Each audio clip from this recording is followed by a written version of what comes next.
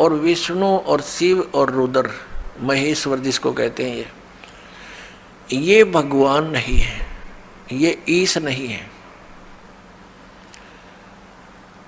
इसलिए दास कहता है कि तीन मुख्य रूप में दास के प्रवचनों में ये ब्रह्म समझो, एक सरब्रह्म, एक अक्षर ब्रह्म और तीसरा परम अक्षर ब्रह्म। तो इन तीन प्रभुओं का ज्ञान जब हमें होगा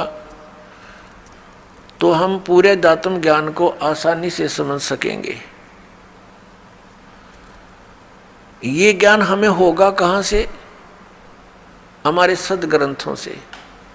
हमारे सदग्रंथ कौन से हैं? जैसा आपको अभी बताया, हमारे सदग्रंथ हैं, सदशास्त्र हैं, पवित्र पांचों वेद, ऋग्वेद, सामवेद, अथर्ववेद और यजुर्वेद, और पांचवा वेद सूक्ष्म वेद जो परमात्मा स्वयं आकर ज्ञान देता है। और ये हिंदू धर्म के गुरुजी बताते हैं पांचवा वेद महाभारत है। पांचवा वेद महाभारत, ये इनकी अपनी सोच है। ये पांचवा वेद महाभारत नहीं है। वैसे तो कितने वेद बना लो, ज्ञान अपनी मर्जी से, जैसे बोध माने ज्ञान ही होता है। 18 बोध 18 ज्ञान ये पुराण है। 18 बोध अलग हैं और उनमें से एक बोध पुराण है, और पुराणा के फिर 18 विभाग हो गए। इस प्रकार हमने इस तत्व ज्ञान को समझना है। प्रसंग आज चला है कि परमात्मा की प्राप्ति के लिए हम इतना कठिन प्रयत्न करते हैं। प्रत्येक मानव ये मानता है कि कोई शक्ति है जो हमें सुखी कर सकती है, कोई ऐसी पावर है, तो उसकी उस समर्थ शक्ति को किसी ने तो अपने हिसाब से किसी देव को मान लिया कि ये समर्थ शक्ति है, दूसरे ने मान लिया ये ऐसी समर्थ शक्ति है, ये है पूर्ण परमात्मा, किसी ने किसी को। तो ये निर्णय कहाँ से होगा कि पूर्ण परमात्मा कौन है? जैसे आपके समक्ष श्री ब्रह्मा जी रजगुण, श्री विष्णु सतगुण, श्री शिव जी तमगुण, ये तो रिजेक्ट हो गए, ये गॉड नहीं है, ईश नहीं है, क्योंकि इन्हीं के इतिहास में लिखा है, इनके पिता ने बोला है, सदाशिव ने कह दिया। ठीक है, अब ये सदाशिव कौन है? ये कहता मेरा एक ओम अक्षर है। ओम अक्षर किसका है? ब्रह्म का। तो ये ब्रह्म ही सदाशिव रूप में प्रकट हो गया। जैसे गीता ज्ञान देते समय इसने अपना वास्तविक रूप दिखाया श्री कृष्ण से बाहर निकल के, और इतना लंबा चौड़ा ऊपर तेज बहुत घना इसके शरीर में, और इसके भयंकर रूप को देखकर अर्जुन जैसा योद्धा भी कांप रहा है और कह रहा है कि भगवान आप तो देवताओं को भी खा रहे हो, सिद्धों की सिद्ध भी आपके, ऋषि भी आपके सामने मंगल कामना कर रहे हैं, आप किसी को नहीं बख्श रहे हैं। तो 11वें अध्याय के 32वें श्लोक में कहता है कि मैं काल हूँ भाई और अब प्रवृत्त हुआ हूँ। श्री कृष्ण काल नहीं थे। श्री कृष्ण जी ने पहले कभी अपने आप को काल नहीं कहा, बाद में कभी उसने काल नहीं कहा, और उनके पास आकर के सब ग्वाल बाल गोपिकाएं तथा पशु पक्षी भी प्यार पाते थे। तो श्री कृष्ण काल नहीं थे, ये काल था श्री कृष्ण यानी विष्णु जी के पिताजी, जो इनको भी यहाँ अज्ञान से परिपूर्ण करके रोके हुए हैं। अपनात्मा उस कौन से परमात्मा की हम भक्ति करें, इसका निर्णय हमारे सदग्रंथों में। सदग्रंथ आपको बता दिया, ये 5 वेद और इन 4 वेदों का निष्कर्ष संक्षेप श्रीमद् भगवत गीता में इस ब्रह्म ने ही बोला है, जो अभी विष्णु और ब्रह्मा जी को कह रहा था कि तुम ईश नहीं हो, तुमने अपने आप को ईश मानकर, कर्ता मानकर बहुत भारी गलती की है, बड़ा अचरज किया है, असंभव बात की है तुमने, कही है तुमने। तो ये भगवान नहीं है, ये तो क्लियर हो गया। और ये गीता ज्ञान दाता यही है, ब्रह्म है, सरपुरुष है, श्री कृष्ण में प्रवेश करके बोलता है। ये स्वयं कभी किसी के समक्ष नहीं आता, इसने प्रतिज्ञा कर रखी है। श्रीमद् भगवत गीता अध्याय नंबर 7 के श्लोक 24 और 25 में यही गीता ज्ञानता था, ये ब्रह्म, ये काल, सदाशिव जिसको कहते हैं, ये कहता है कि मैं कभी किसी के समक्ष अपने वास्तविक रूप में नहीं आता। मुझ अव्यक्त को यह व्यक्तिम आपनम मन्यन्ते, ये बेबुद्धि के लोग, मंदबुद्धि के व्यक्ति मुझे श्री कृष्ण मान रहे होंगे व्यक्ति रूप में प्रकट। आई एम नॉट कृष्ण, मैं अपनी योग माया से छुपा रहता हूँ, मैं कभी किसी के समक्ष नहीं आता। ये मेरा अनुत्तम एक नियम है, घटिया नियम है और अविनाशी अटल नियम है कि मैं कभी अपने वास्तविक रूप में, जो ये मेरा रूप है, असली मैं काल हूँ, मैं किसी के समक्ष नहीं आता। तो ये कहता है कि मुझे ये कृष्ण मान रहे हैं, मैं कृष्ण नहीं, मैं गुप्त अपने कार्य जो करता हूँ, मेरे कर्म और जन्म अलौकिक हैं। श्रीमद् भगवत गीता अध्याय नंबर 4 के श्लोक नंबर 5 और 9 में इसने स्पष्ट किया है। इसके जन्म और कर्म अलौकिक कैसे हैं, ये अभी आने वाले समय में आपको बताएंगे। यहाँ प्रसंग चल रहा है कि 3 पुरुष हैं। अब साथ में एक कंसेप्ट और क्लियर करना पड़ेगा कि कौन से सदग्रंथ हैं जिनको हम प्रमाणिक माने। जैसे उपनिषद हैं, कोई कठोर उपनिषद है, कोई मांडुक्य उपनिषद है। ये मांडुक्य नाम का एक ऋषि था, उसने जैसा वेदों को समझा और जो अपना भक्ति विधि अपनाई और उससे जो उसको अनुभव हुआ, उसने अपना अनुभव लिख दिया। वो उस मांडुक्य ऋषि का अपना अनुभव है। उस उपनिषद में जितना भी ज्ञान वेद और गीता से मिलता है तो वो वेद और गीता का है, बाकी का उस मांडुक्य के अपने घर का है, वो हमें मान्य नहीं है, जो वेद विरुद्ध है। ऐसे ही अन्य उपनिषद समझे आप। तो ये ऋषिकृत हैं और ये वेद और गीता ये परमात्मा कृत है, प्रभु कृत है। गीता जी के अंदर थोड़ी सी भिन्नता है।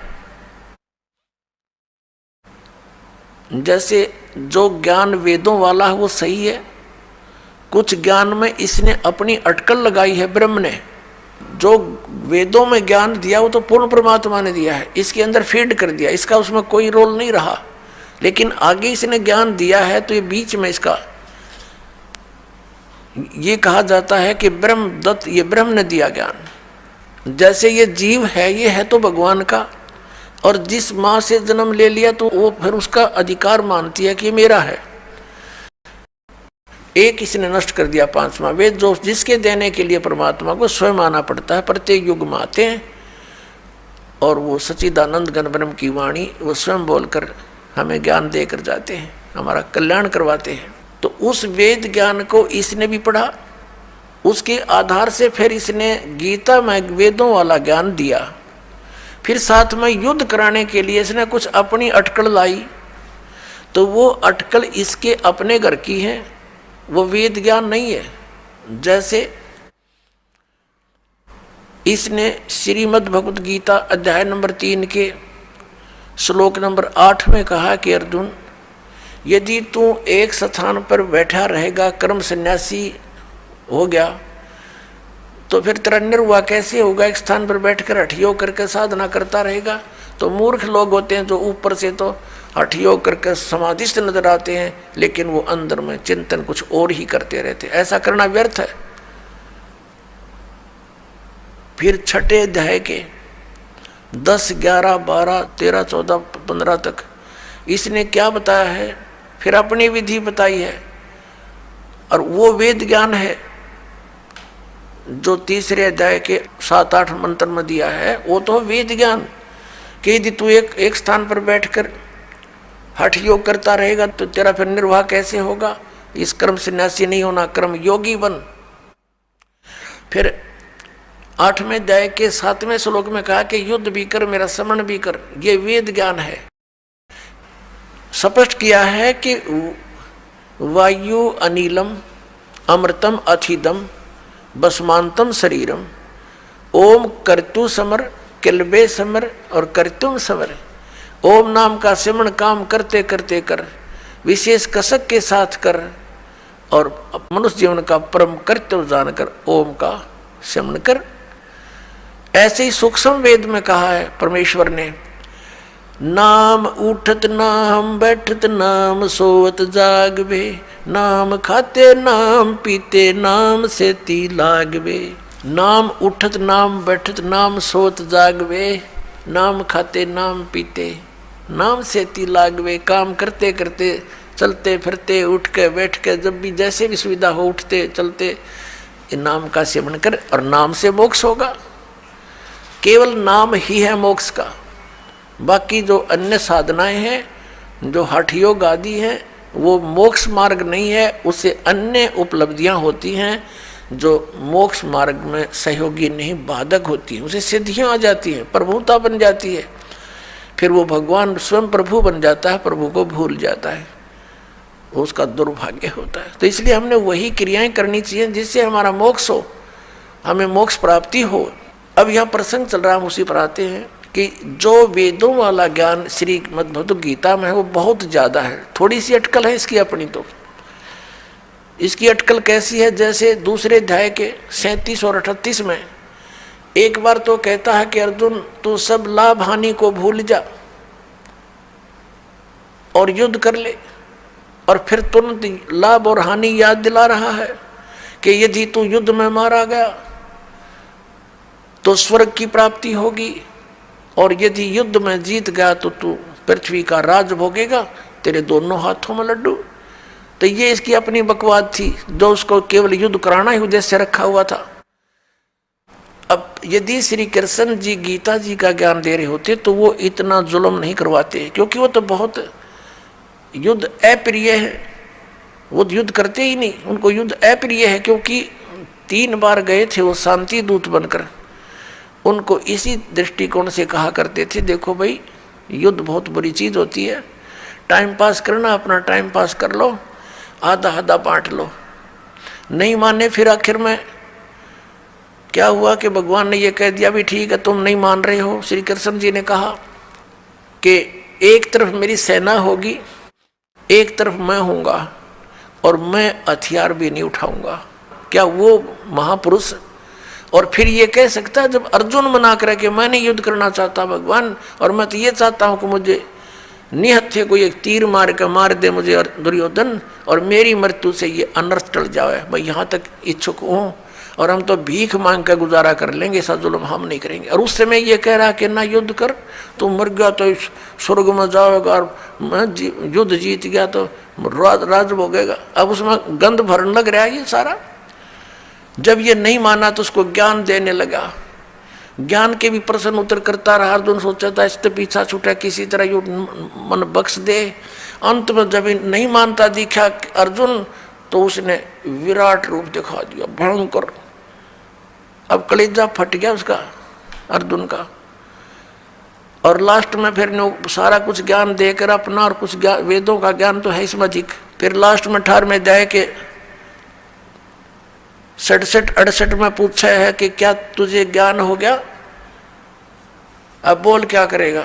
अर्जुन बोला मैंने बहुत ज्ञान हो गया, मैं तो युद्ध करूंगा। अब उसने सारा दृष्टिकोण पढ़ लिया उसका कि ये युद्ध कराना चाहता है, और यदि मैंने मना कर दिया और इसने एक बार वो दृष्टि फिर दिखा दिया, मेरा हार्ट अटैक हो जाएगा, तो ये तो काम मेरा तो बनेगा। इसलिए अर्जुन ने कह दिया ठीक है भगवान, जो आपकी आज्ञा होगी वही करूँगा, और नाश करा दिया। अब हम आते हैं उसी निष्कर्ष पर, अपने आज के विषय पर। आज का विषय है कि हम परमात्मा की खोज में लगे हैं, और जाके ऊपर एती बीती, और कैसा है वो देश अनल हक कहता चला मंसूर फांसी परवेश, और जाके ऊपर ऐसी बीती कैसा होगा वो देश।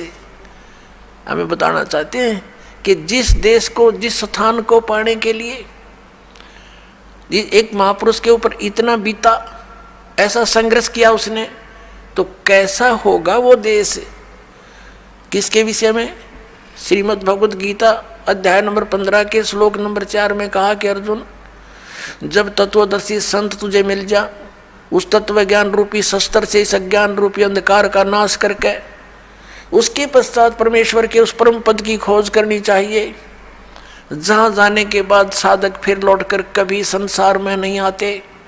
और जिस परमेश्वर ने सर्व ब्रह्मांडों की रचना की है, संसार रूपी वृक्ष की प्रवृत्ति जिससे विस्तार को प्राप्त हुई है, भावार्थ है कि जिसने सारे ब्रह्मांडों की, सब प्राणियों की, सबकी उत्पत्ति की है, और मैं उसी की शरण हूँ, केवल उसी की भक्ति करनी चाहिए। गीता ज्ञानदाता स्पष्ट कर रहा, अपनी भक्ति तो उसने बता दी अलग से 8वें अध्याय के 13वें श्लोक में कि मेरा तेक ओम अक्षर है, नथिंग एल्स। इसकी भक्ति करने से ब्रह्मलोक प्राप्ति होगी, वो परम गति है। वहाँ जाने के बाद भी फिर वापस आना होगा, ब्रह्मलोक में गए हुए प्राणी भी वापस आते हैं। और गीता ज्ञानदाता 2 अध्याय के 12वें श्लोक में और 4 अध्याय के 5वें श्लोक में और 9वें श्लोक में, 10वें अध्याय के 2 श्लोक में गीता जी में कहता है कि अर्जुन, तेरे और मेरे बहुत जन्म हो चुके हैं, तू नहीं जानता, मैं जानता हूँ। मेरे कर्म और जन्म अलौकिक है। इसे सिद्ध होगा कि इस गीता ज्ञानदाता कहता 8वें अध्याय के 13वें श्लोक में, ओम इति एकाक्षरम ब्रह्म व्यवहारण माम अनुसमरण ये प्रयाति तजम देहम स याति परमाम गतिम। मुझ ब्रह्म का केवल एक ओम अक्षर है, नथिंग एल्स।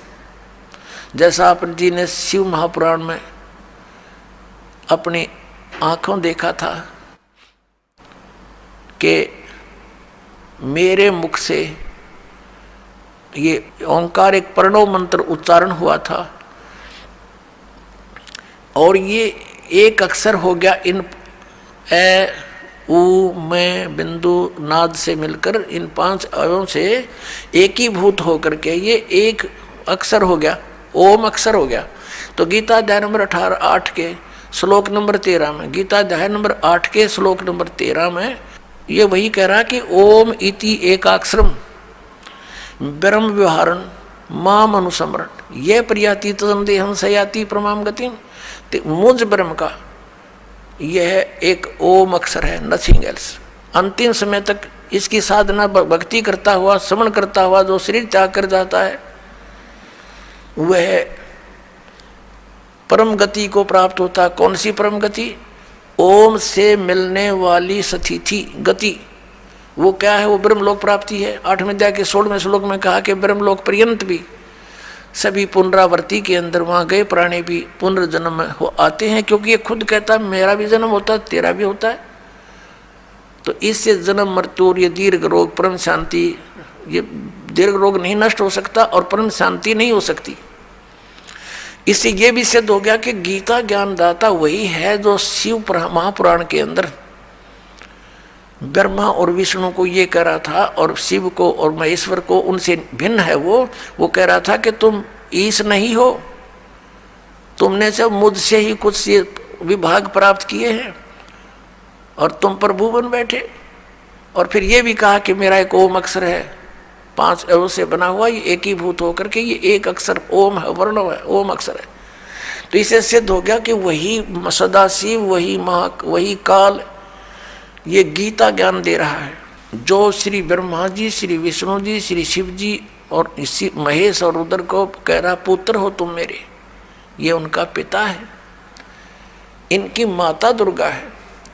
अब यहाँ प्रसंग फिर लाते हैं हम कि कैसा है वो देश। कहते हैं अनल हक कहता चला मंसूर फांसी परवेश, जाके ऊपर ऐसी बीती कैसा होगा वो देश, जिसके ऊपर ऐसा शीश भी दे दिया, टुकड़े टुकड़े हो गया, तो कैसा होगा वो देश। उसके विषय बता है गीता ज्ञानदाता कहता 18वें अध्याय के 62वें श्लोक में कि अर्जुन तू सर्वभाव से उस परमेश्वर की शरण में जा, उस परमेश्वर की कृपा से ही तू परम शांति को और सनातन परम धाम को प्राप्त होगा। ओए होए, परम शांति और सनातन परम धाम। सनातन परम धाम जो सदा रहने वाला, शाश्वतम स्थानम, मूल पाठ में लिखा है शाश्वतम स्थानम। शाश्वत माने सदा रहने वाला, अविनाशी, और स्थान को, धाम को, लोक को, वो स्थान उसको प्राप्त होगा और वहां परम शांति होगी।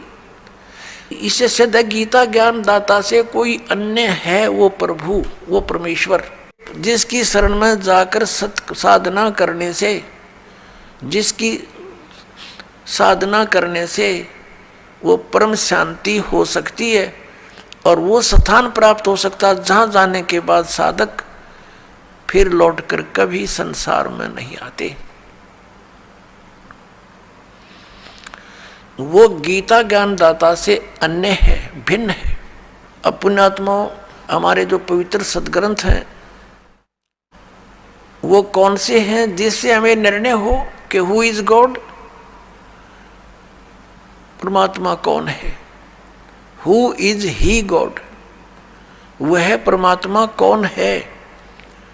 उस परमेश्वर की शरण में जाने के लिए गीता ज्ञान दाता कह रहा है उस परमेश्वर की शरण में जाओ, वह परमेश्वर कौन है और कहाँ प्रमाण है और उसकी साधना का मंत्र कौन सा है और किसको सत्य माने।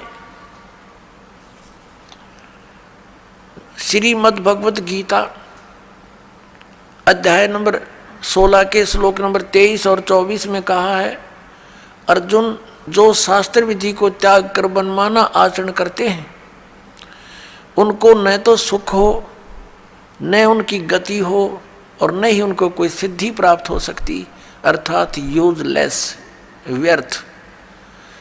फिर 24वें श्लोक में कहा कि अर्जुन इससे तेरे लिए कर्तव्य और अकर्तव्य की व्यवस्था में शास्त्र ही प्रमाण है। शास्त्रों में वर्णित विधि अनुसार ही साधना करेगा, उसी ज्ञान पर आरूढ़ रहेगा तो तुझे लाभ होगा, अन्यथा कोई लाभ नहीं। अपनात्मा पवित्र हिंदू धर्म के धर्म गुरु आदरणीय शंकराचार्य जी माने जाते हैं।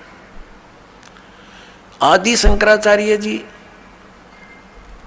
जिसने ये 4 मठों की स्थापना की, उसके पश्चात फिर अन्य सुयोग्य शिष्यों को उस पर स्थापित करके स्वयं 32 वर्ष की आयु में आदि शंकराचार्य जी सवधाम चले गए थे।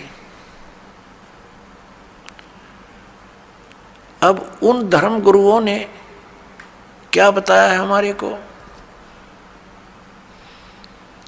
उन्होंने हमें बताया है कि श्री ब्रह्मा जी, श्री विष्णु जी, श्री शिव जी ये अजरो अमर हैं,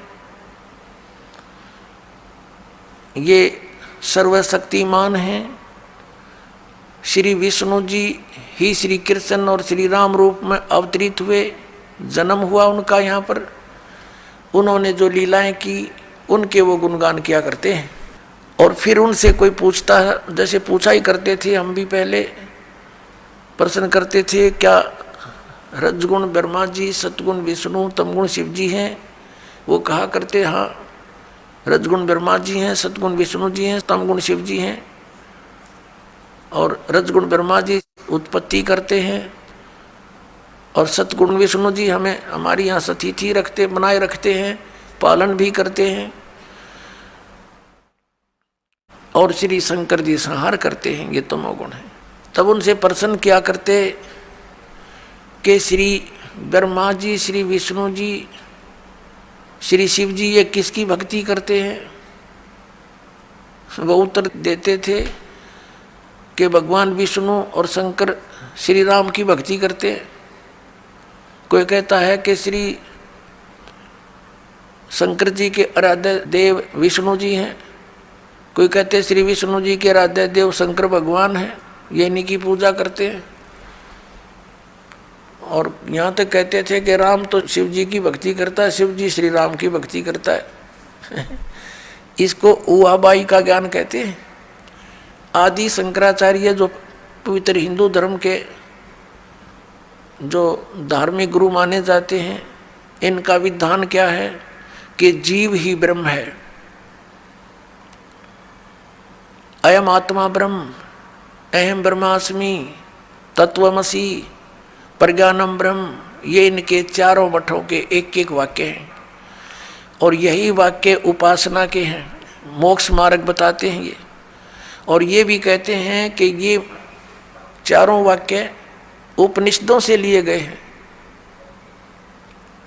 और फिर इनसे प्रश्न किया करते थे कि क्या वेदों वाला ज्ञान ही श्रीमद् भगवत गीता में है संक्षेप में? हाँ, ये स्वयं ही बताते थे कि चारों वेदों ऋग्वेद, यजुर्वेद, सामवेद, अथर्ववेद का संक्षेप में ज्ञान है श्रीमद् भगवत गीता, जो भगवान श्री कृष्ण ने बोला, इनका कहना था।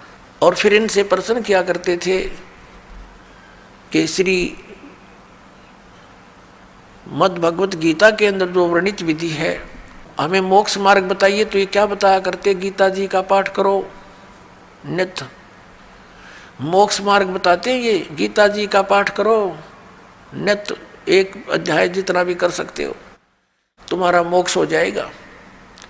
फिर क्या कहा करते थे, हरे राम हरे कृष्ण, हरे राम राम राम हरे हरे, ये मंत्र जाप करो।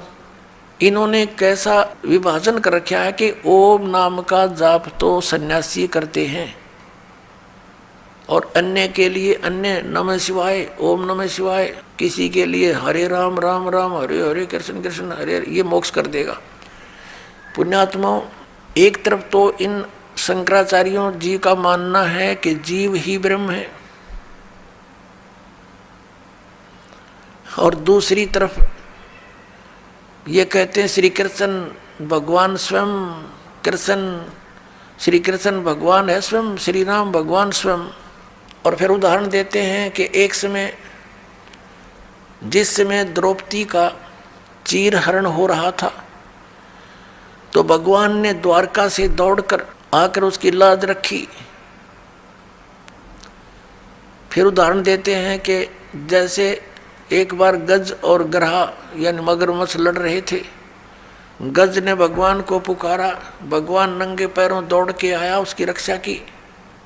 और फिर ये भी उदाहरण देते हैं, ये बोले समाज को, अपने अनुयायियों को कहते हैं कि भगवान कैसे दयालु हैं कि श्री रावण को अंगद भी मार सकता था, हनुमान भी मार सकता था, लेकिन वो अपने हाथों से मारकर उनका उद्धार करना चाहते थे, उनको परम गति देना चाहते थे।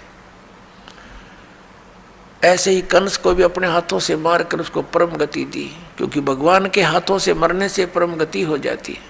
अब पुण्यात्माओं, ये कोई बात हो इनकी, ये कोई ज्ञान है, कोई आधार है इनके ज्ञान का? एक तरफ तो कह रहे हैं जीव ही ब्रह्म है, तुम ब्रह्म, तुम स्वयं ही परमात्मा है। जैसे एक उदाहरण देते हैं, ये इनके इतिहास को दास ने पढ़ा, इनके सदग्रंथों को देखा, उदाहरण दे रखा है कि एक व्यक्ति, एक शिष्य गया गुरुजी के पास कि मैं किस देव की, किस भगवान की उपासना करूं, मुझे उसका ज्ञान कराइए। तो गुरुदेव ने बताया कि तू खुद ही भगवान है, तू ही परमात्मा है, तू अज्ञानता से अपने आप को जीव समझ रहा है, बस वो भगवान बन गया, उसको ज्ञान हो गया शिष्य को। वाह भाई वाह, कितना सिंपल, कितना साधारण से ज्ञान हो गया। और फिर ये मंत्र जाप करते, हरे राम राम राम कृष्ण कृष्ण हरे हरे। फिर ये किस लिए? जब तुम ही जीव ही परमात्मा है, फिर ये किस लिए कर रहे हो? ये कीर्तन किसका कर रहे हो? भगवान का। भगवान तुम राम को भी मानो, श्री कृष्ण को भी भगवान मानो, और विष्णु जी भी भगवान, शंकर भी भगवान, नारायण जिसको जुल्हा कबीर धानक कबीर एक कवि की संज्ञा दे के छोड़ दिया था ज्ञानता से, लाल को एक कौड़ी मान रखा था, इस दास ने इस लाल को परखा है और आपके सामने रखा है।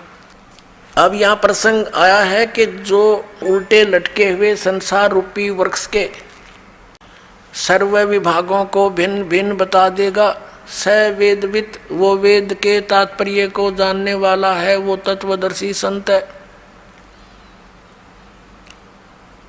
अब तत्वदर्शी संत की भूमिका करने के लिए स्वयं परमेश्वर आते हैं, सचखंड से चलकर आते हैं, सतलोक से तीसरे मुक्ति धाम से उस ध्यूलोक के तीसरे पृष्ठ पर परमात्मा स्वयं विराजमान है, एक देशीय है, साकार है, मनुष्य दृश्य है, और वहां से वो गति करके सह शरीर आते हैं और यहाँ अपनी अच्छी आत्माओं को मिलते हैं, उनको तत्व ज्ञान समझाते हैं, क्योंकि वो इन अज्ञानी ऋषि महर्षि नाचार्यों से अज्ञान ग्रहण किए हुए होते हैं, उनको फिर ये तत्व ज्ञान दिखाते हैं, अपनी सतिथि से परिचित कराते हैं, सचखंड सतलोक ले जाकर वापस छोड़ते हैं, अपना गवाह बनाते हैं। फिर वो संत उस परमेश्वर के द्वारा प्राप्त ज्ञान और आँखों देखे उस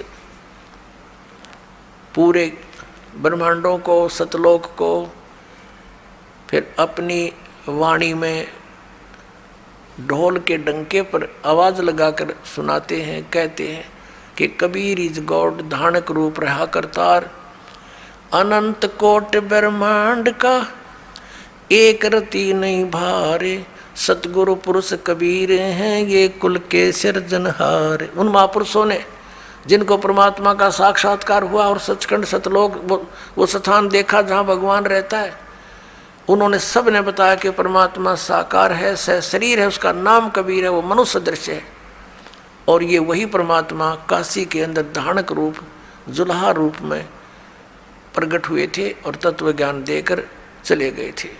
अब गीता जी अध्याय नंबर 15 के श्लोक नंबर 1 में स्पष्ट हो गया कि तत्वदर्शी संत वो होगा जो इस संसार रूपी वृक्ष के सभी पार्ट्स को, सभी विभागों को भिन्न भिन्न बतावे। पुण्यात्मा परमात्मा खुद आए थे वो ज्ञान देने के लिए, और इन अज्ञानियों के कारण, इन ऋषि महर्षि आचार्य मंडलेश्वरों नकली गुरुओं के कारण इस अज्ञान को सुनकर हमने इस लाल को तो कौड़ी बनाकर डाल दिया कूड़े के टोकरे में, और कौड़ी हमने उठा के छाती का लगा रखे थे। ये जो पूजा के योग्य भगवान नहीं थे, जो भगवान ही नहीं थे, उनके हम पूज रहे थे। इसी 15वें अध्याय के 1 से लेकर 4 का निष्कर्ष है कि अक्षर पुरुष एक पेड़ है, निरंजन वा की डार, तीनों देवा रजगुण ब्रह्मा सतगुण विष्णु तम गुण शिव जी ये शाखा है, और पात रूप संसार हम नीचे हैं, हम पात रूप में। और परमात्मा मूल कौन है? वो परमाक्षर ब्रह्म है।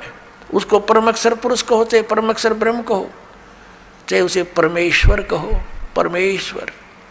अब फिर क्या बताया है कि 15वें अध्याय के 4 श्लोक में कहा कि उसके पश्चात उस तत्व ज्ञान रूपी शस्त्र अर्थात उस अज्ञान नाशक हथियार के द्वारा इस अज्ञान का नाश करके, यानी तत्व ज्ञान समझकर उसके पश्चात परमेश्वर के उस परम पद की खोज करनी चाहिए, जहाँ जाने के बाद साधक फिर लौटकर कभी संसार में नहीं आते, उनको पूर्ण मोक्ष प्राप्त होता है। और जिस परमेश्वर ने सब ब्रह्मांडों की रचना की है, अब गीता ज्ञानदाता तो इस संसार रूपी वृक्ष के यानी ब्रह्मांडों का रचनहार भी नहीं है, क्योंकि गीता जी अध्याय नंबर 15 के श्लोक नंबर 3 में कहा कि अर्जुन, इस संसार रूपी वृक्ष का यानी सारे ब्रह्मांडों की जानकारी मैं नहीं जानता। यहाँ विचार काल में जैसा कि तेरे और मेरे गीता जी के डिस्कशन में मैं बताऊंगा, मुझे ज्ञान नहीं, उसकी सतिथि से मैं परिचित नहीं, इसकी अच्छी तरह मुझे सतिथि का ज्ञान नहीं है। तो इसे सिद्ध हो गया कि ये सृजनहार नहीं है गीता ज्ञानदाता, और जो सृजनहार है वो कबीर देव है, परम अक्षर ब्रह्म है। उसने अपने द्वारा रची हुई सृष्टि को स्वयं आकर के बताया है। क्या बताया है कि अक्षर पुरुष एक पेड़ है, निरंजन वा की डार, और तीनों देवा शाखा है, ये पात रूप संसार। अब उस मूल को छोड़ के बाकी सब डिस्कस कर दिया भगवान ने, और उसके लिए इस दास को भेज दिया कि मूल कौन है बता। तो पहले भी गए थे कि हम ही अलखला हैं कुतुब गोस और पीर, और कह कबीर खालिक धनी हमारा नाम कबीर, हम सारी सृष्टि के रचनहार हैं और मैं खुद परमात्मा हूँ। लेकिन हमने इन अज्ञानियों के विधान अनुसार उस भगवान को नहीं पहचाना कि कबीर इज गॉड, और इनफैक्ट कबीर इज गॉड। अब सब प्रमाणित आपके सामने होंगे, वास्तव में कबीर भगवान है। तो पुणात्मा हमने भगवान चाहिए, और सदग्रंथों में प्रमाणित वही भगवान जो हमारे सदग्रंथ वेद और गीता जो बताती है, उसमें जो प्रमाण है वही गॉड। उसके लक्षण मिलते हैं वो भगवान वो गॉड, और उससे लक्षण नहीं मिलते तो गॉड नहीं है। तो फिर हमने उसकी आवश्यकता क्या है? तो गीता जी अध्याय नंबर 15 के श्लोक नंबर 16 और 17 में 3 पुरुष बताए, एक सरपुरुष, दूसरा अक्षर पुरुष और तीसरा परम अक्षर पुरुष। अब गीता जी अध्याय नंबर 8 के श्लोक नंबर 1 में अर्जुन ने पूछा कि भगवान, गीता ज्ञानदाता से पूछा कि आपने 7वें अध्याय के 29वें श्लोक में जिस तत्ब्रह्म के विषय में कहा है कि उस जो व्यक्ति जरा और मरण से छूटने के लिए ही प्रयत्नशील हैं, जरा माने वृद्धावस्था, बुढ़ापे का संकट, और मरण माने मृत्यु, इन दोनों से जो छूटने के लिए प्रयत्न कर रहे हैं, अन्य कोई डिमांड संसार के नहीं कर रहे हैं, तो वो उस तत्ब्रह्म से परिचित हैं और सारे आत्म ज्ञान से और सभी कर्मों से वो परिचित हो चुके हैं। तो अर्जुन ने पूछा 8वें अध्याय के प्रथम मंत्र में कि किम तत्ब्रह्म, किम अध्यात्म, किम कर्म पुरुषोत्तम, क्योंकि वो तो पुरुषोत्तम मान रहा था उसने श्री कृष्ण को। कौन? अर्जुन। तो उसने पूछा कि फिर वो कौन है तत्ब्रह्म? 8वें अध्याय के 3 श्लोक में गीता ज्ञानदाता ने कहा कि वो परम अक्षर ब्रह्म है। अब उसे परम अक्षर ब्रह्म कहो, परम अक्षर पुरुष कहो, एक ही बात है। 8वें अध्याय के 5 और 7 में गीता ज्ञानदाता कहता है कि अर्जुन तू युद्ध भी कर, मेरा समरण भी कर, मुझ में भावित रहकर मुझ में श्रद्धा रख के भक्ति करता हुआ शरीर छोड़कर जाएगा तो मुझे प्राप्त होगा। 8वें अध्याय के 6 श्लोक में कहा कि अर्जुन ये विधान है कि अंत समय में जो जिसके ऊपर आसक्त होता है, जिसमें जिसकी भावना रहती है, जिसके ऊपर वो भावित रहता है भाव में, उसी को प्राप्त होता है। यही सूक्ष्म वेद में कहा कि जहाँ आशा ता बासा होई, मन कर्म वचन सुमरियो सोई। अब आज तक के जितने भी पवित्र हिंदू धर्म के धर्मगुरु थे, इन्होंने गीता जी के अध्याय नंबर 5 और 7 का तो अनुवाद कर दिया। अनुवाद मैंने अपने प्रवचनों में इसका तो वर्णन करते रहे कि भगवान कहता मेरी शरण में आ जा, तो युद्ध भी कर मेरी शरण में आ जा। लेकिन 8वें अध्याय के 8, 9, 10 भी गीता जी में लिखे हुए, उनके विषय में टिप्पणी क्यों नहीं की इन्होंने आज तक? क्योंकि ये इनको ज्ञान नहीं था, ये तत्व ज्ञान से अपरिचित है, ये स्वयं भी भ्रमित है, पूरे समाज मानव समाज को इन्होंने भ्रमित कर रखा है। उसमें क्या कहा? 8 और 9 और 10 में कहा कि उस परम अक्षर ब्रह्म की साधना करने वाला उसी को प्राप्त होगा, उसकी साधना करने वाला उसी को प्राप्त होगा। उसके मंत्र के बारे में 17वें अध्याय के 23वें श्लोक में कहा कि उस सच्चिदानंद घन ब्रह्म के पाने का इस 3 मंत्र की साधना है, 3 मंत्र की का जाप करना है। ओम तत्सत इति निर्देश है ब्रह्मण तिर्विध समर्थ। ब्रह्मण माने सच्चिदानंद घन ब्रह्म का, इस ओम तत्सत ये 3 मंत्र का जाप 3 विधि से करने, स्मरण करने का है। 3 विधि है इसके स्मरण करने की। और ओम तो ये सरपुरुष का, सरब्रह्म का, ब्रह्म का कहो, ये तो सार्वजनिक रखा है। और तत् और सत ये सांकेतिक है, ये दास बताएगा इस पृथ्वी पर। इस दास के अतिरिक्त किसी के पास ये यथार्थ मंत्र नहीं है, और ना यथार्थ ज्ञान है आज तक किसी के पास नहीं था। या तो भगवान के पास था, भगवान ने जब स्वयं आकर बोला था, या उन महापुरुषों के पास था जो उनसे परिचित हुए थे, उसके पश्चात ये बिल्कुल लुप्त प्राय हो गया था। उसको पुनः जागृत करने के लिए इस दास की सेवा दी परमेश्वर ने। इस दास को भेजा है आप पुण्यात्माओं के तक इस सत संदेश को पहुंचाने के लिए।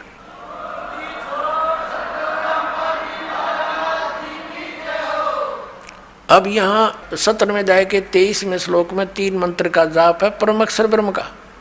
तो 8वें अध्याय के 8, 9, 10 श्लोक में कहा है कि उस तत्वदर्शी संत से वो कोड वर्डों में लिखे हुए यथार्थ मंत्र प्राप्त करके जो उस परमेश्वर परम जो पुरुष की यानी परमेश्वर की साधना करता है परम अक्षर ब्रह्म की, तो अंत समय में भक्ति के बल से उस मंत्रों के जाप की साधना की शक्ति से उसको प्राप्त हो जाता है। उस परमात्मा को प्राप्त करके फिर दोबारा संसार में नहीं आते, उनका जन्म मृत्यु सदा के लिए समाप्त हो जाता है। गीता ज्ञानदाता अपनी साधना और अपनी स्थिति से तो स्वयं परिचित करा रहा, अपनी गति से भी, कि अर्जुन तेरे और मेरे बहुत से जन्म हो चुके, तू नहीं जानता मैं जानता हूँ। इसे सिद्ध है कि गीता ज्ञानदाता के की भक्ति साधना से परम गति नहीं हो सकती। इसलिए 7वें अध्याय के 18वें श्लोक में गीता ज्ञानदाता अपनी गति को यानी ओम नाम से होने वाली परम गति को अनुत्तम कह रहा है कि अश्रेष्ठ है, व्यर्थ है। अपनात्माओं 15वें अध्याय के 16 और 17 श्लोक में 3 प्रभु गति क्लियर है, 3 पुरुष, एक सरपुरुष एक अक्षर पुरुष। और सरपुरुष और अक्षर पुरुष के विषय में बताया कि ये भी दोनों नाशवान हैं और इनके अंतर्गत जितने प्राणी हैं वो भी नाशवान हैं। आत्मा किसी की मरती नहीं, वो तो विषय अलग है, कुत्ते की भी ना मरती, न तो गधे की भी नहीं मरती, आत्मा अलग है। तो कहने का भाव ये है कि सरपुरुष भी नाशवान, अक्षर पुरुष भी नाशवान। वैसे अक्षर पुरुष का अर्थ होता है अविनाशी, लेकिन ये भी व्यर्थ, ये भी नाशवान है, लेकिन ये काफी चिरस्थायी है, इसका जीवन बहुत लंबा चौड़ा है। आने वाले समय में आपको यह कंसेप्ट भी क्लियर करेंगे कि कितना अविनाशी है। इसलिए 15वें अध्याय के 17वें श्लोक में उस परम अक्षर ब्रह्म के विषय में कहा है, परम अक्षर पुरुष के विषय में कहा है कि उत्तम पुरुष तु अन्य परमात्मा इति उदाहरत है, यह लोक तरम अविषय विभर्ति अवैश्वर है। उत्तम पुरुष यानी श्रेष्ठ परमात्मा प्रभु तो कोई अन्य है। ऊपर 15वें अध्याय के 16वें श्लोक में वर्णित सरपुरुष अक्षर पुरुष से कोई अन्य है और है, और वही परमात्मा कहलाता है। परमात्मा माने भगवान, श्रेष्ठ आत्मा। अपने आत्मा जहाँ हम रह रहे हैं यहाँ ये परमात्मा के लक्षण है। किसी की टांग टूट गई, किसी का कैंसर हो रही है, किसी का बेटा मर गया, किसी की बेटी मर गई, किसी का पूरा परिवार नाश हो गया एक्सीडेंट या किसी अन्य कारण से, तो क्या ये परमात्मा का स्थान है? परमात्मा का अर्थ है दुख ना दे, सुख ही सुख दे, उसको भगवान कहते हैं। तो यहाँ लिखा है कि वो तीसरे नंबर का जो परम अक्षर ब्रह्म है, परम अक्षर पुरुष है, वो है वास्तव में भगवान, वो परमात्मा कहा जाता है। और यह लोक तरम अविषय विवर्ती, जो तीनों लोकों में प्रवेश करके सबका धारण पोषण करता है। जैसे संसार रूपी उल्टे लटके हुए वृक्ष की जड़ें ऊपर हैं, यानी वो परम अक्षर ब्रह्म है, ऊपर तीसरे मुक्ति धाम में रहता है, ध्रुवलोक के तीसरे पृष्ठ पर विराजमान है, वहाँ रहता है। और वहाँ से वो जड़ समझो सारे संसार की, उससे सब उत्पत्ति हुई है, वही सबका धारण पोषण करता है। जैसे वृक्ष को जड़ से मूल से ही आहार प्राप्त होता है, सब पूरे पेड़ का पालन जड़ से ही होता है, मूल से होता है। तो वो मूल तो परम अक्षर ब्रह्म है, उसको परम अक्षर ब्रह्म कहो, परम अक्षर पुरुष कहो। और तना यो अक्षर पुरुष है, और उसके बाद डार जो है वो सर पुरुष है, ये ब्रह्मा विष्णु महेश का पिता। और उसके फिर 3 पुत्र हैं, 3 शाखा है उसकी, उस डार की, रजगुण ब्रह्मा, सतगुण विष्णु, तमगुण शिव जी। और उससे आगे फिर ये यहाँ के जितने भी जीव हैं वो लटके हुए हैं। तो ये कंसेप्ट क्लियर हो गया कि इस भक्ति मार्ग के अंदर ये 3 पुरुष हैं, सरपुरुष, अक्षर पुरुष और परम अक्षर पुरुष। और परम अक्षर पुरुष की साधना के लिए यो गीता ज्ञानदाता समझ कर रहा कि उसकी शरण में जा, उसकी साधना कर, उसी से पूर्ण मोक्ष होगा। फिर अन्य की साधना किस लिए हम करते हैं, अन्य की पूजा किस लिए करते हैं? अज्ञानता के कारण। तो इस तत्व ज्ञान से और इस दास से आपको पता लगेगा कि हु इज गॉड, वो कौन है परमात्मा, और क्या उसकी पूजा की विधि कौन सी है। तो फिर थोड़ा सा काम रह जाएगा भक्ति करनी। और वो भक्ति इतनी आसान है, नाम उठत नाम बैठत नाम सोवत जागवे, नाम खाते नाम पीते नाम से लागवे। जैसे हठियों किया करते थे, खड़े होकर तपस्याएं करते थे, ये कोरी बकवाद थी, ये मनमाना आचरण था। हम सोचा करते थे कि ऐसे ही भगवान मिलेगा, हमारा नंबर नहीं आ सकता, हम बाल बच्चे भी नहीं त्याग सकते, भगवान संन्यास लेने से ही मिलता है। ये अज्ञानता से हमारी सोच थी। अब तत्व ज्ञान की रोशनी से हमें ज्ञान हो गया कि वो तो डले डोया करते। उसके विषय में कहा कि डंब करें डूंगर चढ़े। डंब दब माने पाखंड करते हैं, ऊंचे स्थान पर जाकर बैठ जाते हैं, नुआसन पदम लगा गए, धूना लगा गए, चमटा गाड़ गए कि दूर तो दिखा किसी ने महात्मा बैठा है। और हमने सोचा करते भाई यूँ मिला कर भगवान, अज्ञानता के कारण। उसके विषय में सुख संवेद में कहा है कि दंभ करें डूंगर चढ़े। डूंगर माने ऊंचे स्थान पर, पहाड़ी पर बैठ जाते हैं। दंभ करें डूंगर चढ़े अंतरजीनी झूल, और जग जाने बंदगी कराइए वो है सूल बबूल है। जनता ने सोचे ये भक्ति कर रहा है तो बबूल के सूल बोल किकर के कांटे बोल रहा अपने अगत में, क्योंकि साधना शास्त्र विरुद्ध है। तप से राज मदमानम जन्म तीसरे शुक्र स्वानम। तपेश्वरी सो राजेश्वरी, राजेश्वरी सो नरकेश्वरी। जितना अधिक तप करेगा उसको अधिक राज मिलेगा, अधिक राजा अधिक समय तक नरक में डाला जाता है। क्योंकि तप से राज मदमानम, इतना अभिमान हो जाता राजा में, आगा पीछा कुछ नहीं देखता, ना जाने कैसी सजाएं दे डालता है, ना जाने कितने जीवों को मरवा डालता है अपने राज को सुरक्षित करने के लिए। फिर उस बच्चों को सारे भोगने पड़ते हैं। तो परमात्मा कहते हैं जग जाने बंदगी करें, ये वो है सूल बबूल। तो अपने आत्माओं, आपका सौभाग्य, आपको सत्संग सुनने को और तत्व ज्ञान सुनने को मिला। बोलो सतगुरुदेव।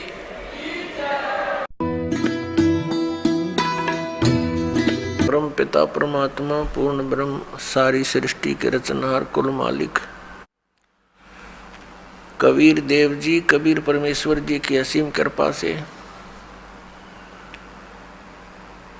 हमें ये सत्संग प्राप्त हुआ।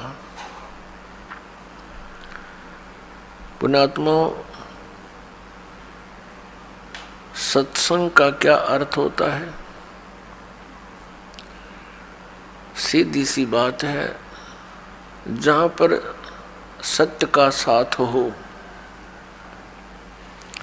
सत्य का आधार हो, उसको सत्संग कहते हैं।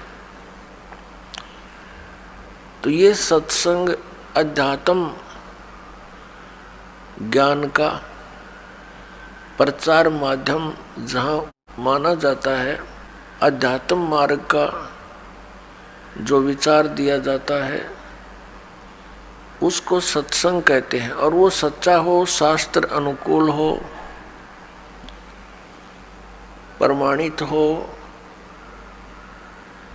उसको सत्संग कहते हैं।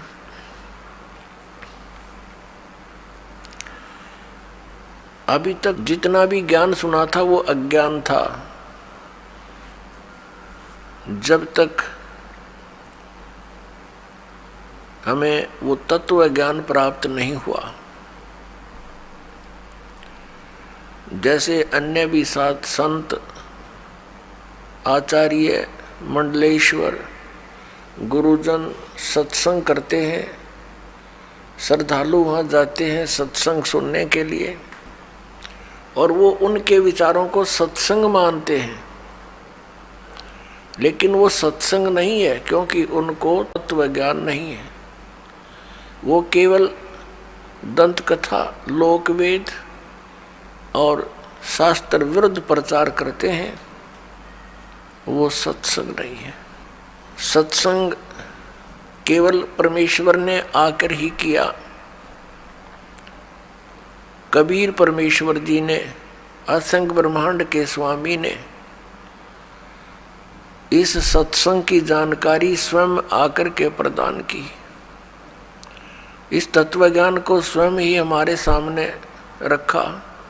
लेकिन उस समय हम अशिक्षित थे, और हमारे गुरुजन जितने थे पवित्र हिंदू धर्म के,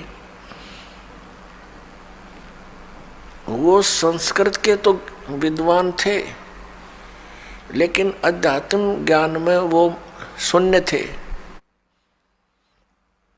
0/0 थे। उस समय हम परमात्मा के उस तत्व ज्ञान को, उस सत्संग को समझ नहीं सके, और हम परमेश्वर को सिंपल एक गुरु, संत और कुछ एक व्यक्ति उनको केवल कवि तक ही सीमित किए हुए हैं। तो अब पता चला वो तो परमात्मा थे। तो उस समय परमेश्वर वही तत्व ज्ञान सुनाया करते थे जो आज दास आपको परमेश्वर का दिया हुआ वो ज्ञान सुनाता है। और परमेश्वर के दिए हुए उस ज्ञान को प्रमाणित करने के लिए कि ये सच्चा ज्ञान है, जो परमेश्वर कबीर देव जी ने, कबीर साहब ने 600 वर्ष पहले वर्णित किया था, अपने मुख कमल से उच्चारण करके वो सच्चिदानंद घन ब्रह्म की वाणी बोली थी, वो तत्व ज्ञान बोला था, वो सच्चा था और सच्चा है और सच्चा ही रहेगा। उसके समर्थन में अपने उन पवित्र सदग्रंथों को दास आपके रूबरू करता है, जिनमें वो ज्ञान आज विद्यमान है और उस दिन भी था। जिस दिन परमात्मा के ज्ञान को ये नकली गुरु केवल संस्कृत के वक्ता ये कह करके नकार दिया करते थे कि कबीर अशिक्षित है, ये एक छोटी जाति का धानक है और इसको संस्कृत आती नहीं है, क्योंकि संस्कृत केवल ब्राह्मण ही पढ़ सकते थे और सभी सदग्रंथ संस्कृत में ही विद्यमान थे। उनका ये दाव लगा रहा और हमें भी ये असमंजस हो जाती थी कि सचमुच कबीर साहब संस्कृत नहीं पढ़े और इस कारण से ये सदग्रंथों को तो नहीं समझ सकते। और जो हमारे गुरुजी इस पवित्र हिंदू धर्म के गुरुदेव ये शंकराचार्य माने जाते, आदि शंकराचार्य थे, उनसे ही ये ज्ञान शुरू हुआ जो पूरे हिंदू समाज में समाया हुआ है। उनसे सुनकर ज्ञान को आगे ब्राह्मण लोग अपने अपने क्षेत्र में यही प्रचार किया करते थे। अब वो क्या ज्ञान देते थे कि श्री ब्रह्मा विष्णु महेश ये अविनाशी हैं, इनकी कोई माता पिता नहीं। परमेश्वर कबीर देव जी 600 वर्ष पहले कहा करते ये नाशवान है, इनकी जन्म मृत्यु होती है, ये पूजा के योग्य नहीं, ये परमात्मा नहीं है। तो उस समय परमेश्वर का एक घोर विरोध करवा दिया इन नकली गुरुओं ने। परमात्मा सत्संग किया करते थे, सच्चा ज्ञान प्रदान करते थे, और ये नकली गुरु आचार्य ये शास्त्र विरुद्ध ज्ञान प्रदान किया करते थे। अभी तक इनका बोलबाला रहा, क्योंकि हम सदग्रंथों से अपरिचित थे। आज दया करी उस परमपिता परमेश्वर ने इस दास के ऊपर एक मेहर की, आप पुण्यात्माओं के लिए इस दास को तैयार किया, उन पवित्र सदग्रंथों को समझूं और फिर आपके रूबरू करूं। और आज हम शिक्षित हैं, सदग्रंथ लगभग सभी अनुवादित हैं। अनुवाद करता भी ये स्वयं ही है जो ये कहा करते ब्रह्मा विष्णु महेश अविनाशी है। तो पुण्यात्माओं, 21 ब्रह्मांड में सत्संग नहीं है इस दास के अतिरिक्त, इस बरवाला के अतिरिक्त। ये अभिमान ना समझना, ये सच्चाई समझना। अभिमान तो उस व्यक्ति को होता है जिसने अपनी कोई खोज की हो, अभिमान तो उसको भी नहीं चाहिए, लेकिन ये स्वभाव है, हो जाता है। लेकिन जो ज्ञान दास आपके समक्ष कर रहा है वो तो पहले परमात्मा ने हमें दे रखा था, बख्शीश कर रखा था। दास तो उसको समझा रहा है कि भगवान ने ऐसा 600 वर्ष पहले कहा था, और आज हमारे सदग्रंथों में भी प्रमाणित पाया, उस समय उनमें भी लिखा था। तो पवित्र हिंदू धर्म का जो प्रचार कहाँ से प्रारंभ हुआ? आदरणीय आदि शंकराचार्य जी से हुआ। ये आदि शंकराचार्य कौन थे? उन्हीं की जीवनी में लिखा है कि ये भगवान शंकर ही स्वयं अवतार धारक आए थे और माता के गर्भ से जन्म लिया। 8 वर्ष की आयु में ये दीक्षित हो गए थे, संस्कृत बचपन से ही पढ़ने लग गए थे और 32 वर्ष की उम्र में इनकी मृत्यु हो गई थी रोग के कारण। इतना तो पुण्यात्माओं मानना पड़ेगा, इनका योगदान है इन महापुरुषों का, कि शंकराचार्य जी का जन्म उस समय होना एक वरदान सिद्ध हो गया हमारे लिए, क्योंकि उस समय बौद्ध धर्म का बहुत प्रचार हो रहा था और शंकराचार्य जी ने बौद्ध धर्म का उसका विरोध किया था ज्ञान से, झगड़े से नहीं,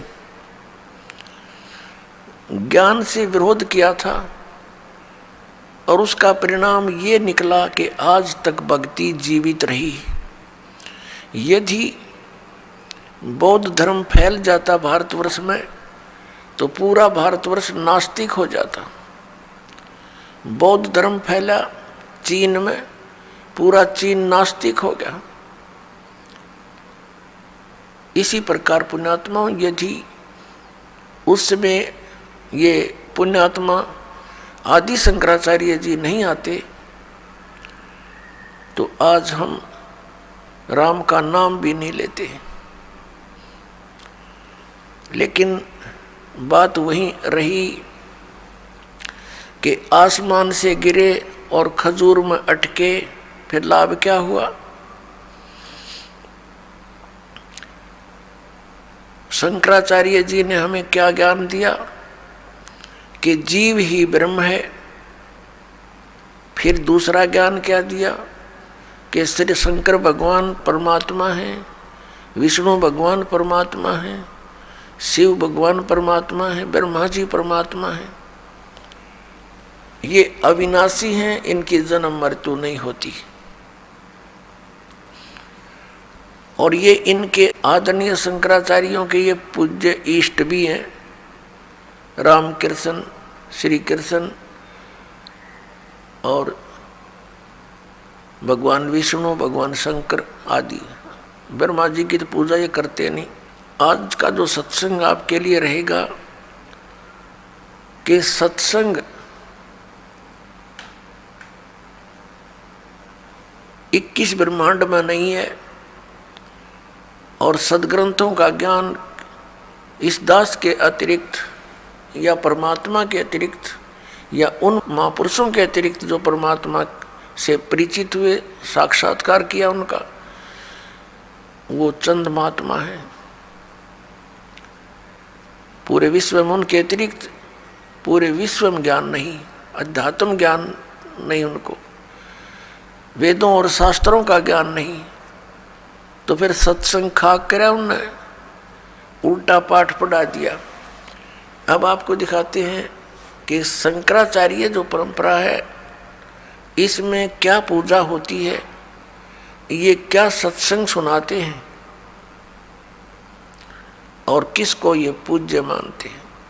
पुण्यात्माओं, एक विशेष मेहर है मालिक की कि आज मानव समाज को वो सच सुनने को मिल रहा है जिसकी हमें बहुत पहले आवश्यकता थी। फिर भी हम शुक्र मनाते हैं उस परम पिता कबीर भगवान का, जिन्होंने आकर के स्वयं दया करी हम दासों पर और ये तत्व ज्ञान समझा दिया। ये देखिएगा, एक पुस्तक है, एक पत्रिका, मासिक पत्रिका श्री माता, और ये Shri Mata commercials private limited का प्रकाशन, आषाढ़ पूर्णिमा संवत 2066 जुलाई 2009 वर्ष 8 अंक 97, ये इनका यहाँ से प्रकाशित है। शंकराचार्य परंपरा संपोषिका श्री विद्या साधक सहायिका।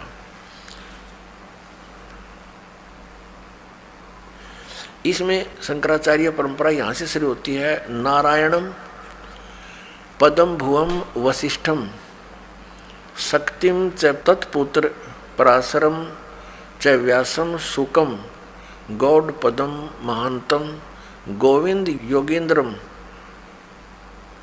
अस्य शिष्यम। अब ये क्या बताया है कि ये इनके पूज्य देव हैं। कौन? नारायण से शुरू होते हैं, नारायण। अच्छा, फिर इसके बाद वशिष्ठ जी, ब्रह्म ऋषि वशिष्ठ। वशिष्ठ जी के पुत्र हुए हैं श्री शक्ति देव, ये श्री शक्ति देव। और शक्ति जी के पुत्र हुए हैं श्री पराशर, इसको पराशर भी बोलते हैं, श्री पराशर जी।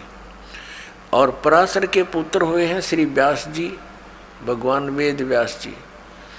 और वेद व्यास जी के पुत्र हुए हैं सुखदेव जी। उसके बाद फिर ये श्री गौड़ पदाचार्य, श्री गोविंद भगवत पादाचार्य। और फिर ये इनके बाद हुए हैं श्री मद आदि शंकराचार्य, आद्य शंकराचार्य। नारायणम स आरंभाम शंकराचार्य मध्यम, ये न अपना। अच्छा, यहाँ से क्या है कि वर्तमान में अब ये शंकराचार्य हैं 4 मठों पर। श्री स्वरूपानंद जी यह साफ नहीं दिखाई देते, ज्योतिष पीठाधीश्वर व द्वारका शारदा पीठाधीश्वर। और स्वामी श्री निशनानंद सरस्वती जी पुरी गोवर्धन पीठाधीश्वर। और ये है श्री भारती तीर्थ जी श्रृंगेरी पीठाधीश्वर। और इनके भगवान कौन है ये देखिएगा, पीछे देखना। ये नारायण यानी विष्णु जी, और ये श्री ब्रह्मा जी, और ये श्री शिव जी। ये इनके पूज्य देव हैं। ये एक पुस्तक है ज्योतिर्मय ज्योतिर्मठ, इसको और दिखाते हैं आपको। ये हैं श्री स्वरूपानंद जी शंकराचार्य, 2 पीठों के पीठाधीश्वर। देखिए पूरा इसको। ये हैं शंकराचार्य जो वर्तमान में 2 पीठों को संभाले हुए हैं, ज्योतिर्पीठ और द्वारका पीठ। अब यहाँ देखिएगा इसके दूसरे पृष्ठ पे, ये है ज्योतिर्मय ज्योतिर्मठ, ये पुस्तक का नाम है। ये किसके संरक्षक हैं? अनंत श्री विभूषित ज्योतिष पीठाधीश्वर एवं द्वारका शारदा पीठाधीश्वर जगत गुरु शंकराचार्य स्वामी श्री स्वरूपानंद सरस्वती जी महाराज, जिसका आपने ये चित्र देखा, ये है। और संपादक लेखक एवं संकलनकर्ता विष्णुदत्त शर्मा, अध्यक्ष आध्यात्मिक उत्थान मंडल दिल्ली। प्रेरणा स्रोत है श्री शुद्धानंद ब्रह्मचारी जी, मुद्रक हैं फाइन प्रिंट एंड पैक्स। परामर्श एवं सहयोग श्री विपिन बिहारी दत्त रामायणी, श्री पुनीत शर्मा, श्री आशुतोष जोशी। प्रकाशक हैं अखिल भारतीय आध्यात्मिक उत्थान मंडल, 1/3224 गली नंबर 2, रामनगर तिवारी मंडोली रोड, सादरा दिल्ली। ये इनके फैक्स और फ़ोन नंबर है। अच्छा, इस पे दिखाते हैं आपको 2 नंबर इसकी। अब ये इनका एक पैड है, उसके ऊपर इसने लिखा है पूज्य श्री का संदेश। किसका? स्वामी स्वरूपानंद सरस्वती जी का महाराज। अनंत इनकी देखो उपमा कितनी गजब की है। अनंत श्री विभूषित श्री मद गुरु शंकराचार्य ज्योतिष पीठाधीश्वर श्री स्वामी स्वरूपानंद सरस्वती जी महाराज, ज्योतिर्मठ बद्रिकाश्रम हिमालय संचार यात्रा स्थान। ये इनके हाथ से लिखा हुआ लेख है कि हमारे शंकर अद्वितीय दर्शन के अनुसार, ये कोई शंकर अद्वैत, ये कोई इनका लेख है जो आदि शंकराचार्य जी का लिखा हुआ अनुसार, भूत भौतिक प्रपंच के मूल में प्रकाश और विमर्श दो पदार्थ हैं जो मणि और उसकी प्रभा के समान परस्पर अभिन्न है। प्रकाश शिव और विमर्श उसकी शक्ति यानी शिवा, शिव और पार्वती, ये देखो उसकी शक्ति है। पार्वती और परमेश्वर या त्रिपुर सुंदरी या त्रिपुर सुंदर उन्हीं का अभिव्यक्त रूप है, सब रूप है। शक्ति संलित शिव ही जगत के सर्जन, पालन और संहार में समर्थ होते हैं। हमारा सीधा संबंध शक्ति के उस स्वरूप से है जो जगत का पालन रक्षण करती है आदि आदि।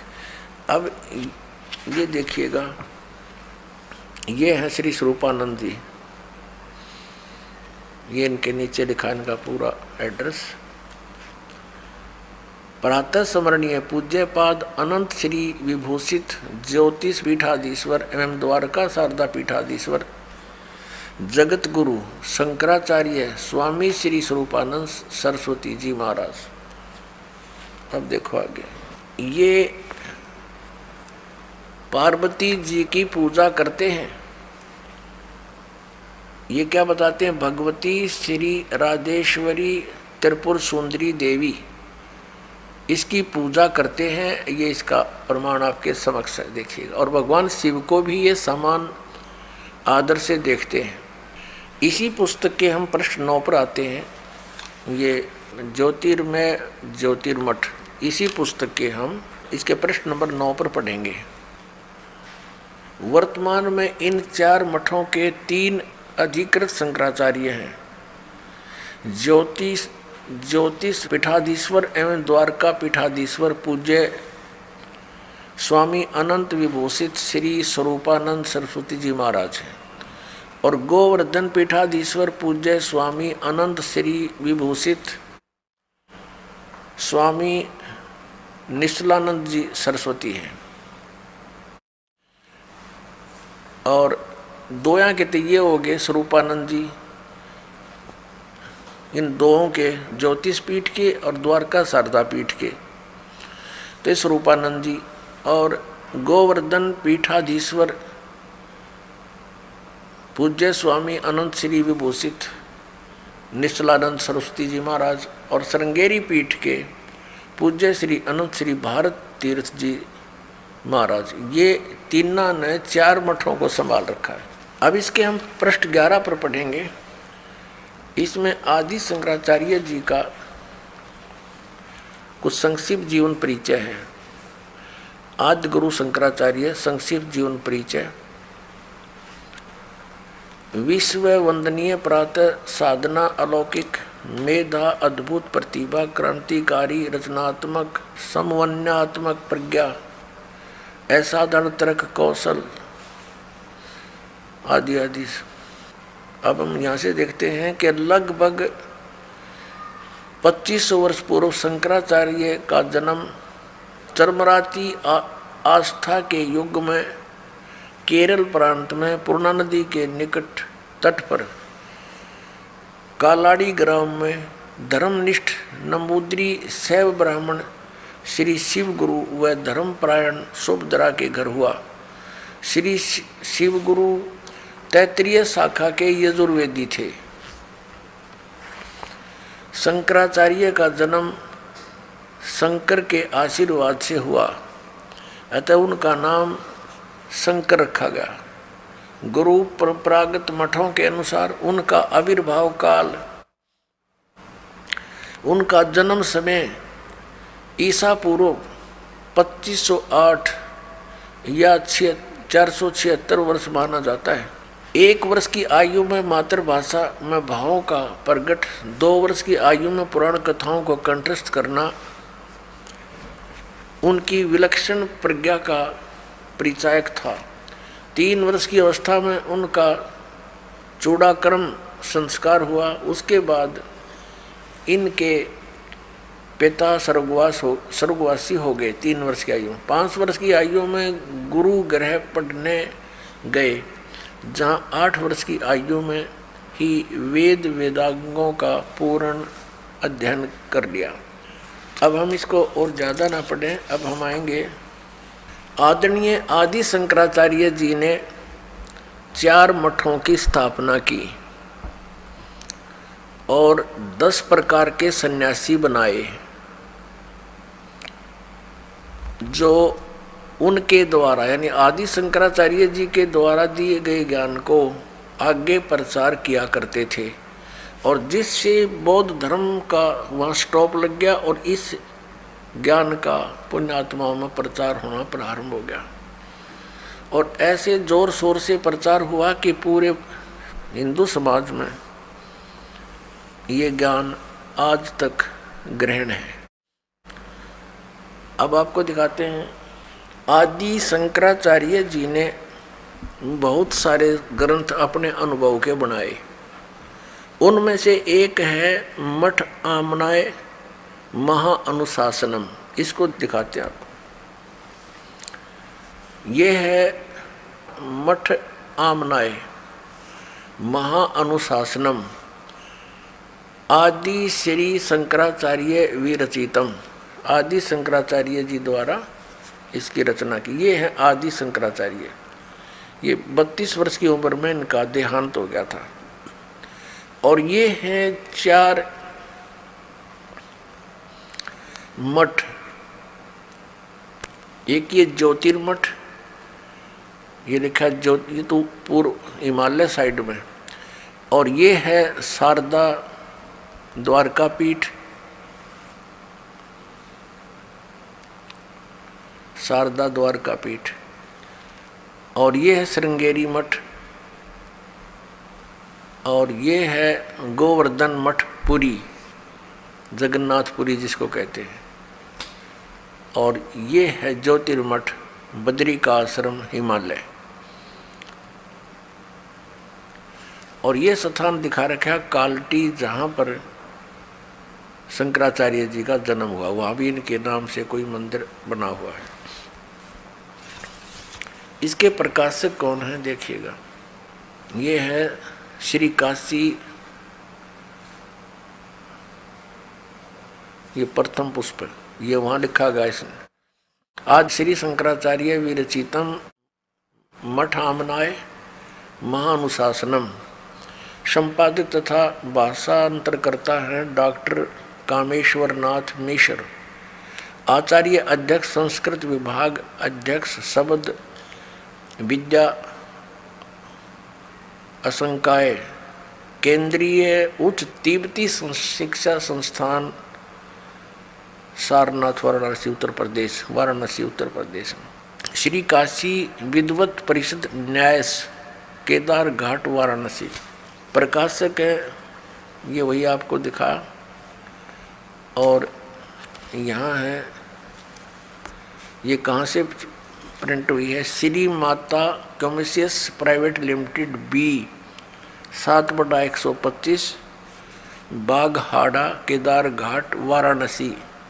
ये इतना दूरभाष है। अब इनके आपको दिखाते हैं कौन कौन से मठ हैं।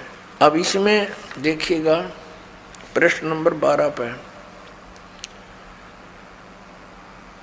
इसमें क्या कहा है, इसका ऊपर वर्णन चला आ रहा है। इसमें इन्होंने निर्णय दिया है कि मठों की संख्या, इस प्रकार ग्रंथ में मठों की कुल संख्या 7 बतलाई गई है, जिनमें 4 भारत के 4 दिगंतों में स्थापित किए गए थे और उनका कार्य क्षेत्र भी बतलाया गया है। वस्तुतः लौकिक व्यवहार के लिए यही 4 मठ द्वारका शारदापीठ, गोवर्धन ज्योतिष पीठ एवं श्रृंगेरी सम्मत है। शेष 3 मठ वैज्ञानिक विग्रह श्लोक नंबर 39 परिभाषित है। इनकी विग्रह कल्पना केवल विज्ञानात्मक है, भावनात्मक है। अर्थात यदि किसी मुमुक्षु को किसी सद्गुरु आचार्य की शरण नहीं मिल पाई तो वे वह निर्देशानुसार अपनी गुरु तथा पीठ की भावना करके मोक्ष मार्गी हो जाते हैं। लौकिकी सत्ता न होने के कारण वे सुमेरु स्वात्मा एवं निष्कल आमनाओं के आचार्य, योगपट और ब्रह्मचारी के नामों की निरुक्तियां नहीं हैं। अब यहाँ पूर्वोक्त चारों मठों की स्थिति और अक्षेत्र तो भूतल पर बतलाए गए हैं और भारत के चारों भागों में अवस्थित हैं। ऊर्ध्व दिशा तो ऊपर है, ऊर्ध्व ऊपर। आकाश में, स्वर्ग अथवा अन्य लोकों में यह मठ नहीं हो सकता। गंधर्व नगर अथवा आकाश महल की भांति यदि हो भी सकता है तो केवल भावना लोक में, भूलोक में नहीं। इसी प्रकार चारों मठों के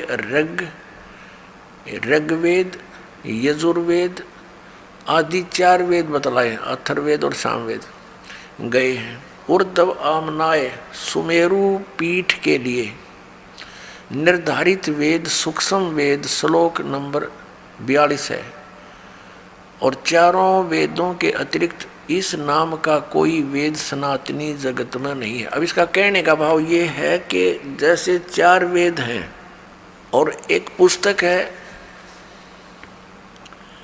ये मठामनय महानुशासनम, इसके श्लोक नंबर 42 में एक सूक्ष्म वेद का भी जिक्र है, पर लेखक अनुवादकर्ता कह रहा है कि ये तो कहीं और ही हो सकता है, हमारे सनातनी जगत में केवल 4 ही वेद हैं। अब हम आगे आते हैं। अब इन चारों मठों पर पूरे हिंदू धर्म को ज्ञान दिया जाता है और जो आदि शंकराचार्य जी के द्वारा स्थापित हैं, उनके द्वारा दिया गया ज्ञान है। वो किन किन मठों में कौन से वेद का पाठ होता है और कौन से देवी देवता की पूजा होती है, ये वर्णन दिखाते हैं। देखिएगा, पुस्तक वही है, पुस्तक ये वही चल रही है, मठ आमनाय महानुशासनम, पृष्ठ नंबर 33 पर। शारदा मठ आमनाय, ये शारदा मठ के विषय में है। इसमें क्या बताया है? आदि शंकराचार्य द्वारा स्थापित पहला आमनाय पश्चिम दिशा में है, जिसको शारदा मठ कहा जाता है। ये आपको यहाँ दिखाया था, ये है शारदा मठ, ये वाला शारदा मठ द्वारका, ये द्वारका वाला, जिसको शारदा मठ कहा जाता है। इसका कीटवार संप्रदाय है, तीर्थ और आश्रम इसके सन्यासियों के पद अर्थात योग पट हैं। अच्छा, अक्षेत्र देवता देवी और प्रथम आचार्य यहाँ लिखे इसके बारे में। इस अक्षेत्र का नाम द्वारका है और देवता सिद्धेश्वर हैं, सिद्धेश्वर, और देवी भद्रकाली हैं तथा आदि आचार्य विश्वरूप सुरेश्वर आचार्य, ये प्रथम थे जो उन्होंने स्थापित किए, सुरेश्वर आचार्य। और इसमें देखना ये क्या लिखा कि निर्मल तीर्थ गोमती है, यहाँ स्वरूप नामक ब्रह्मचारी सामवेद का वक्ता कहा गया है। इसमें सामवेद का ही पाठ होता है। आगे देखो, ये वही चल रहा है, उसी के बारे में चर्चा चल रही है ये। और इसका महावाक्य क्या है, ये प्रश्न नंबर 35 पर हम आगे हैं। इस शारदा पीठ का महावाक्य है, महावाक्य एवं गोत्र। इस आमनाय का महावाक्य तत्वमसि, तत्त्वमसि, तत्वमसि है। इसका उल्लेख सामवेद अंतर्गत ये छांदोग्य उपनिषद का 6/8 ये श्लोक है, अध्याय 6 का श्लोक 8। ये छांदोग्य उपनिषद से लिया गया इन्होंने ये तत्वमसि। और यहाँ इसका निर्णय दिया कि जो तत्वमसि इन 3 पदात्मक महावाक्य रूपी त्रिवेणी संगम में तीर्थ की भावना से स्नान करता है, अर्थात तत्त्वम पदों का शोधन करके महावाक्य के लक्ष्य अर्थ के चिंतन में तल्लीन रहता है, उसे तीर्थ नाम से कहा जाता है। ठीक।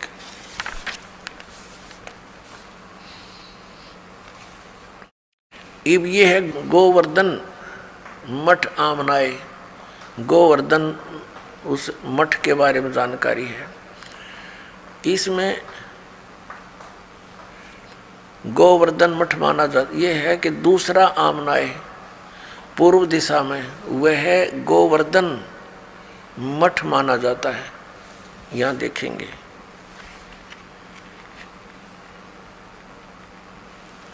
ये है गोवर्धन मठ यानी पुरी, गोवर्धन मठ जगन्नाथपुरी में। दूसरा आमनाय पूर्व दिशा का है, वह है गोवर्धन मठ माना जाता है। संप्रदाय भोगवार है और वन और आरण्य इसके सन्यासियों के पद योगपट है। अब इसमें क्या है, इसका भगवान कौन है? इसका क्षेत्र पुरुषोत्तम है और भगवान जगन्नाथ इसके देवता हैं और देवी विमला है, आचार्यों के ये नाम है। और इसका जो महावाक्य क्या है, यहाँ पर महावाक्य प्रज्ञानम ब्रह्म, और ये ऐत्रेय उपनिषद का है 5/3। ये यहाँ से लिया है इन्होंने ये मंत्र जाप करण का। और यहाँ पर हम देख रहे हैं 38 पृष्ठ पे है। इस मठ के ब्रह्मचारी के लिए ऋग्वेद का ही पठन स्वाध्याय बतलाया गया है और गोत्र का नाम काश्यप है। इसमें गोवर्धन पीठ में ये ऋग्वेद पढ़ते हैं और नहीं।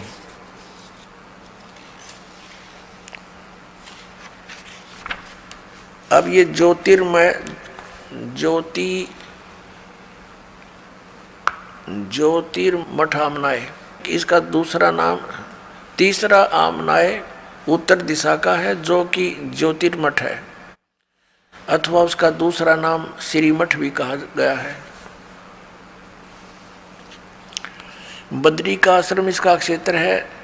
भगवान नारायण देवता हैं और देवी पूर्णागिरी जी हैं, पूर्णागिरी है। और तोटक आचार्य इसके प्रथम आचार्य कहे गए। और यहाँ इनका महावाक्य क्या है, अयम आत्मा ब्रह्म, ये मांडुक्य उपनिषद का दूसरे अध्याय से लिया गया है, दूसरा श्लोक है। यह आत्मा ब्रह्म है, क्लियर कर दिया। अब देखते जाना इनके कारनामे, करामात। आनंद नामक ब्रह्मचारी अथर्ववेद का उपदेशक होता है। अब चौथा देखो, ये है प्रश्न नंबर 44 पर। और श्रृंगेरी मठ आमनाय, ये चौथा है। चौथा दक्षिण दिशा में अवस्थित आमनाय है। मठ का नाम श्रृंगेरी है, संप्रदाय भूरीवार है और गोत्र भूर्भुव है। इसमें सरस्वती आदि सन्यासी रहते। रामेश्वर नामक का क्षेत्र है। भगवान आदि वाराह है, आदि वाराह इसका देवता है। और इस मठ की देवी कामाक्षी हैं। और इनका महावाक्य क्या है, यजुर्वेद यहाँ पढ़ा जाता है। ब्रह्मचारी चैतन्य नाम का होता है और जो यजुर्वेद का स्वाध्यायी होता है, इसका ही महावाक्य अहम ब्रह्मास्मि वरहद उपनिषद का 3/4/10 कहा गया। या इस वरहद उपनिषद से लिया गया यू अहम ब्रह्मास्मि, और नाम वेदों का ले रही है। अब इन शंकराचार्यों द्वारा कैसा ज्ञान दिया जाता है, थोड़ी सी एक झलक दिखाते हैं। ये पुस्तक है हिमालय तीर्थ,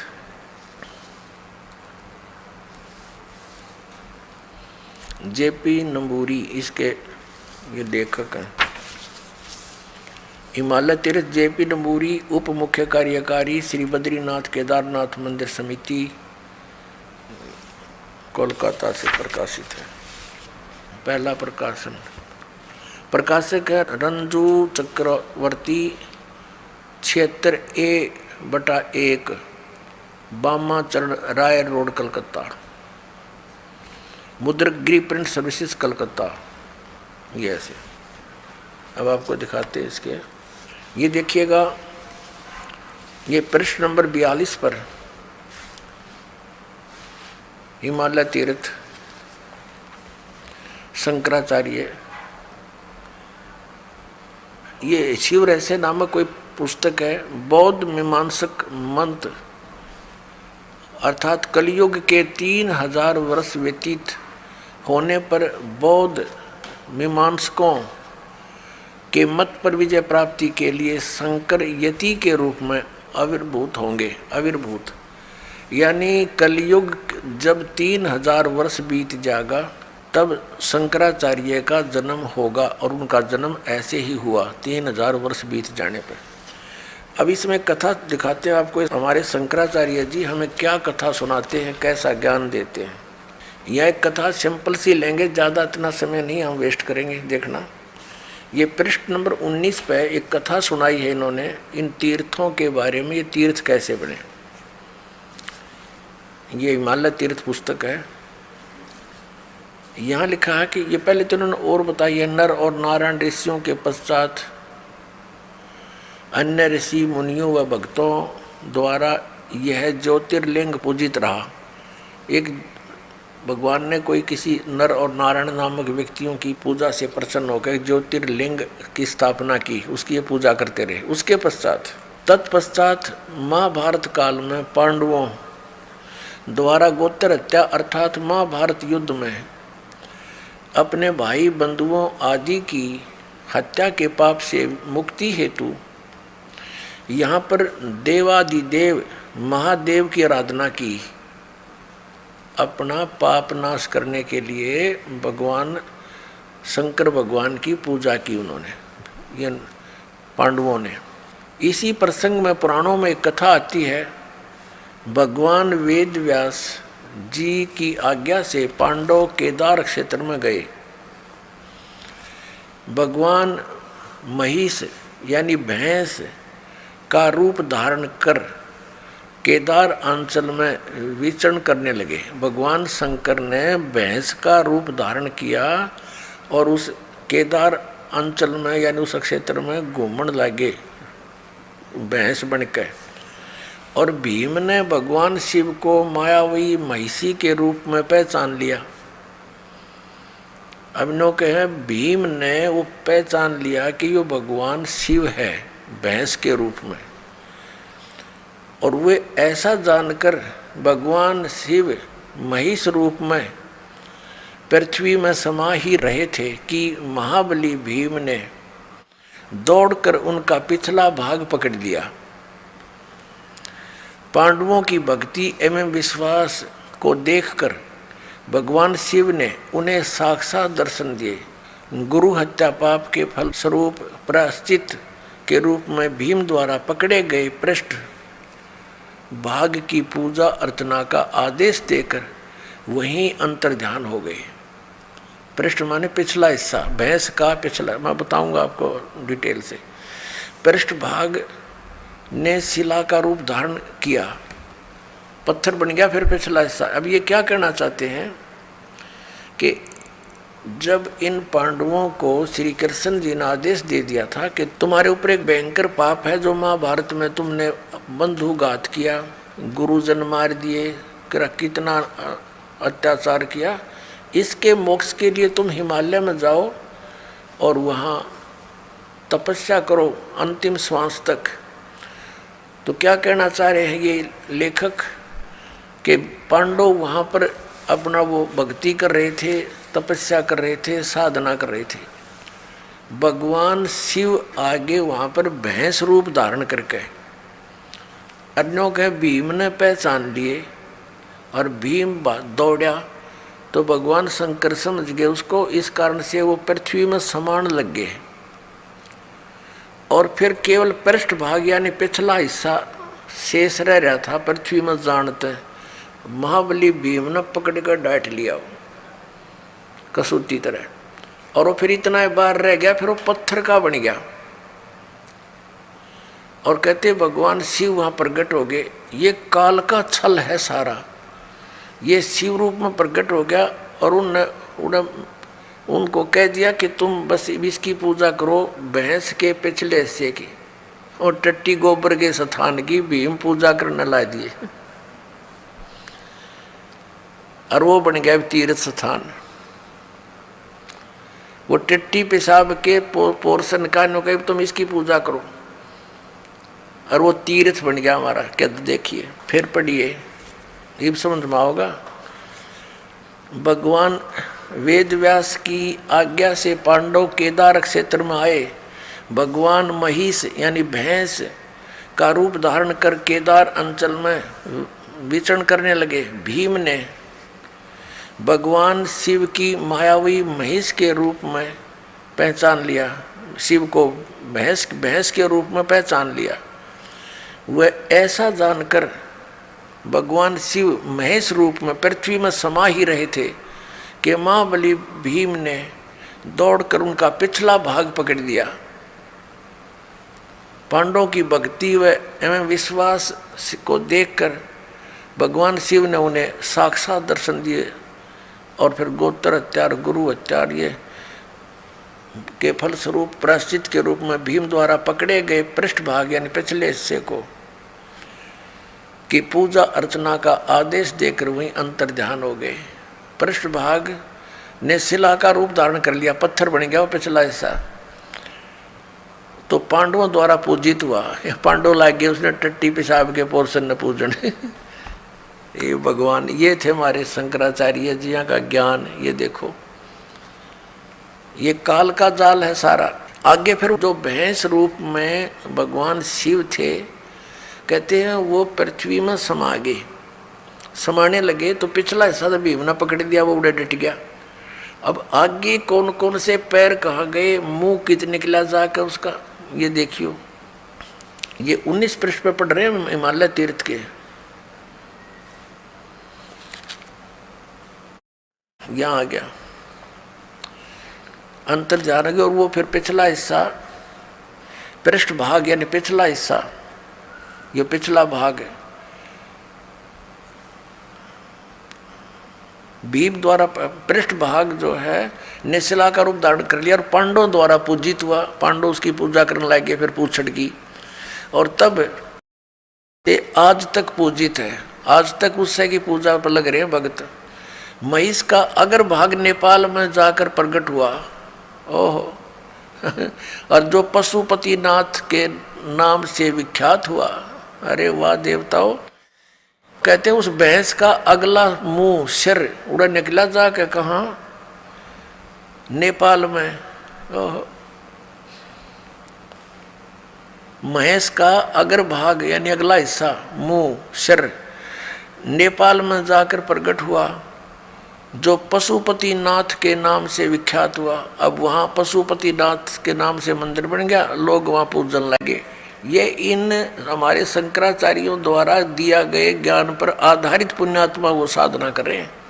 महिष के अन्य 4 भाग कर्म से तुंगनाथ में बाहु, रुद्रनाथ में मुख, मद महेश्वर में नाभि और कल्पेश्वर में जटा।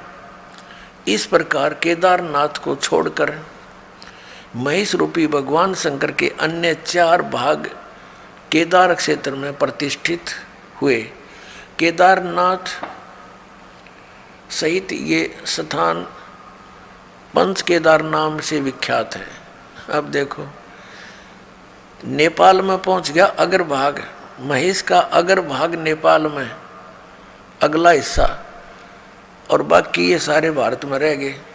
और वो नेपाल में जो पशुपतिनाथ की पूजा होती है वह ऐसे इनके बनाए हुए ये अपना विधान है। देखो पुण्यात्माओं, हमने वो साधना करनी है जो हमारे पवित्र वेदों और पवित्र गीता में लिखी है। हम ये नहीं कहते कि ऐसा ना हुआ होगा।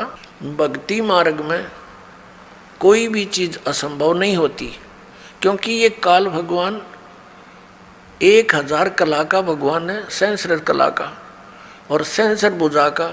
तो ये भी बहुत प्रबल है, बहुत शक्ति युक्त है, सिद्धियां हैं इसके अंदर। ये कुछ भी कर सकता है इस प्रकार के भ्रमित करने के लिए। तो हम ये नहीं कहते कि ऐसा नहीं हुआ होगा, ये फिर ये तो यादगार रहेगी। हमने पूजा वही करनी है जो हमारे सदग्रंथ बताते हैं। अब आगे दिखाते हैं महापुरुषों के और क्या विचार हैं।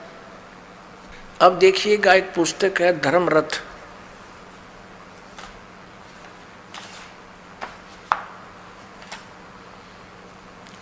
और ये स्वामी स्वरूपानंद सरस्वती जी शंकराचार्य जी बैठे हैं, 2 अनंत श्री विभूषित ज्योतिष पीठ पीठाधीश्वर एवं द्वारका पीठाधीश्वर जगत गुरु शंकराचार्य स्वामी स्वरूपानंद जी सरस्वती जी महाराज। और ये धर्मरथ के लेखक हैं। ये धर्मरथ पुस्तक स्वामी स्वरूपानंद सरस्वती जी महाराज गोस्वामी तुलसीदास कृत रामचरित मानस में वर्णित धर्मरथ सारगर्भित प्रवचन। प्रकाशक हैं इसके स्वामी सदानंद सरस्वती, शारदा पीठ प्रकाशनम, द्वारका, इतने, जामनगर गुजरात, दूरभाष इतने। धर्मरथ ये मुद्रक है अंबिका ऑफसेट मीठापुर 36 1345 ये कोई इनका नंबर है। प्राप्ति स्थान यहाँ पर। इसकी प्रस्तावना में लिखा है कि धर्मरथ नामक प्रकृत ग्रंथ पीठाधीश्वर अनंत श्री विभूषित श्री मजत गुरु शंकराचार्य स्वामी स्वरूपानंद सरस्वती जी महाराज के मुखारविंद से निश्रित वाक सुधा का सार संग्रह, यानी श्री स्वरूपानंद जी महाराज के द्वारा किए गए वर प्रवचन हैं। ये जो आपको दास अब सुनाने जा रहा है। अब देखिएगा इसके पृष्ठ नंबर 51 पर, धर्मरथ 51 पृष्ठ में हम यहाँ से पढ़ेंगे। जड़ बुद्धि में वह शक्ति नहीं जो आत्मा को जान सके, और यदि आत्मा बुद्धि के द्वारा जाना जाता है तो आत्मा हो गया ज्ञेय। ब्रह्म किसी का दृश्य बन नहीं सकता।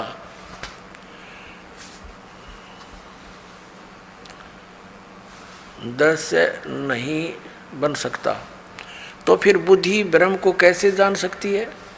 यह प्रश्न बना रहता है,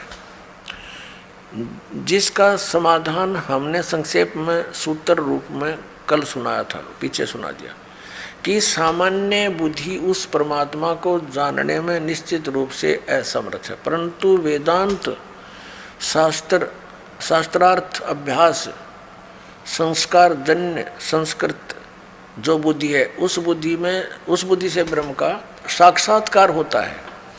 बुद्धि ही विवेक करती है, विवेक करते करते हमें उस स्थिति में पहुंचा देती है जहाँ जाकर ब्रह्म का साक्षात्कार सहज में ही हो जाता है। ब्रह्म का साक्षात्कार क्या है?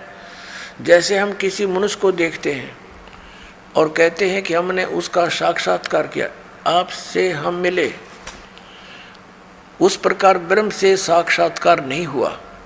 फिर कैसा? इस प्रकार ब्रह्म किसी को गोचर नहीं होता, वो दिखता नहीं, इंद्रियों और मन के द्वारा वह नहीं जाना जा सकता। तो ब्रह्म का साक्षात्कार क्या है? वस्तुतः स्थिति यह है कि ब्रह्म को सब जानते हैं। किस रूप में जानते हैं? जिस तत्व के रूप में श्रुतियों ने आत्मा को बतलाया है। आत्मा सबको विदित है। मैं हूँ यह कौन नहीं जानता? सब कहते मैं हूँ भगवान के संबंध में, तो लोग प्रश्न करते हुए कहते हैं कि महाराज भगवान है कि नहीं। तो हम उनसे यही पूछते हैं कि तुम हो कि नहीं। अगर तुम हो तो भगवान भी है, क्योंकि पहले हमने आपको देखा। मैं कौन हूँ? तो अहम ब्रह्मास्मि, मैं ब्रह्म हूँ। इस बात का सभी को ज्ञान है, मैं हूँ। अब यहाँ देखते हैं, हम शरीर को जान रहे हैं, तो इसका अर्थ यह हुआ कि शरीर हमसे पृथक है। ये ज्ञान दे रहे हैं स्वरूपानंद जी। इस प्रकार प्राण को हम जानते हैं। शरीर को संचालित करने वाली शक्ति जो है वह प्राण है। प्राण भी हमसे पृथक है। जो मन को जानते हैं, मन भी हमसे पृथक है। महात्मा लोग बतलाते हैं समाधि की विधि, कैसे समाधि लगाई जाए, कैसे आत्म दर्शन किया जाए। तो यह बताते हैं कि पहले स्थिर आसन से बैठ जाएं, शांतिपूर्वक थोड़ी देर स्थिर बैठे रहने पर अपने आप अपने को शरीर मालूम पड़ने लगेगा। मन से यह शरीर है, तो शरीर जिस समय हमारा देह बन जाए, समझ लेना चाहिए हम शरीर से अलग हो गए। फिर मन है, ये आएगा कि इस शरीर को चलाने वाला, हाथ पैर उठाने वाला, रखने वाला मैं हूँ। तो हम प्राण में चले गए, प्राण के साथ हम एक हो गए। उस प्राण में दृष्टि केंद्रित कर दिया, तो थोड़ी देर तक प्राण में दृष्टि केंद्रित करने पर प्राण भी आत्मा से पृथक प्रतीत होने लगेगा। फिर हमको लगेगा कि इस प्राण को भी हम प्रेरित करने वाला, संकल्प करने वाला मैं हूँ। तो इस प्रकार अर्थ यह है कि हम मन के साथ जुड़ गए, उस मन को भी देखने लग जाए, मन में भी अपनी दृष्टि केंद्रित कर दी जाए, तो मन भी अपनी आत्मा से पृथक होने लगेगा। फिर यह मन में विचार आएगा कि यह संकलात्मक, विकलात्मक प्रेरित करने वाला निश्चय करता मैं हूँ। तो इसका अर्थ यह हुआ कि हम बुद्धि के साथ तादाम आपन्न हो गए, यानी उसके जैसे हो गए। तब हम बुद्धि में दृष्टि को केंद्रित कर दें, तो बुद्धि भी अपने आप पृथक प्रतीत होने लगी। जहाँ शरीर, प्राण यानी श्वास, मन, बुद्धि, इन सब को अपनी आत्मा से अलग किया, तो ये जो झूठ था मैं, इसको हम अहंकार कहते हैं, जड़ चेतन की ग्रंथि कहते हैं। यह मैं समाप्त हो जाएगी। इसके समाप्त होते ही शून्य का अनुभव होगा। परंतु इस शून्य का अनुभव कौन कर रहा है? शून्य का भी तो कोई अनुभव करता है, उसके द्वारा। तो जिसके द्वारा शून्य का अनुभव हो रहा है वह शून्य नहीं है, वह पूर्ण है। तो उसमें अपना चित्त स्थिर करके फिर उसको विचलित न होने दें। आत्मा में अपने मन को स्थिर करके कुछ भी चिंतन न करें। इस समाधि में जो अनुभव होगा, उस समय वेदांत के संस्कार से युक्त इस अनुभव को समझ लेना कि यही ब्रह्म है। अब इनका कहने का तात्पर्य है कि जैसे हम समाधिस्थ होते हैं, उसमें पहले हम देखेंगे हम शरीर हैं, शरीर को भी कोई बोल रहा है कि ये मेरा शरीर है। फिर मन को देखते हैं, मन मेरा कोई और बोल रहा है। फिर श्वासों को भी, फिर हाथ पैरों को हिलाने वाला कौन है, वो कोई और है। तो कहते फिर कति शून्य हो जाओ, शून्य में आप कुछ भी ना चिंतन करो, फिर आपको महसूस होगा कि आप कौन हो, हम आत्मा हैं। तो ये जो आत्मा है ये पूर्ण परमात्मा है। इनका अर्थ ही है कहने का। और इसको क्लियर करते हैं, स्पष्ट करते हैं इसको। ये देखिएगा, आगे इन्होंने 56 पृष्ठ पर स्पष्ट कर दिया इसको कि अब देखो, जिसने परम ब्रह्म को जान लिया, उसने जितना भी संसार का सुख है वह सब प्राप्त कर लिया, शेष कुछ नहीं है। ऐसी स्थिति उसकी हो जाती है। अब सत्यम ज्ञानमंतम ब्रह्म, अब यहाँ आते हैं निवृत्ति में। हम अपौर से वेद वाणी से सुनते हैं कि ब्रह्म सत्य है। ये वेद वाणी को अपौरुषेय मानते हैं, किसी मनुष्य के द्वारा नहीं बोली गई। ठीक है, उस ब्रह्म सत्य है, ज्ञान है, अनंत है, वह अंतःकरण में ही अवस्थित है। तो हमारे मन में उसके अस्तित्व के संबंध में जो संदेह है उसकी निवृत्ति उस ज्ञान से हो जाती है। 4 महावाक्य हमारे वेदों में बतलाए गए, ये वेदों के नहीं, इन्होंने बल्कि उपनिषदों से ले रखे हैं। 4 महावाक्य हमारे वेदों में बतलाए गए हैं, जिनमें अथर्ववेद का महावाक्य अयम आत्मा ब्रह्म, यजुर्वेद का महावाक्य अहम ब्रह्मास्मि, ऋग्वेद का महावाक्य प्रज्ञानम ब्रह्म, सामवेद का महावाक्य है तत्वमसि। तो ये 4 महावाक्य बतलाए गए हैं।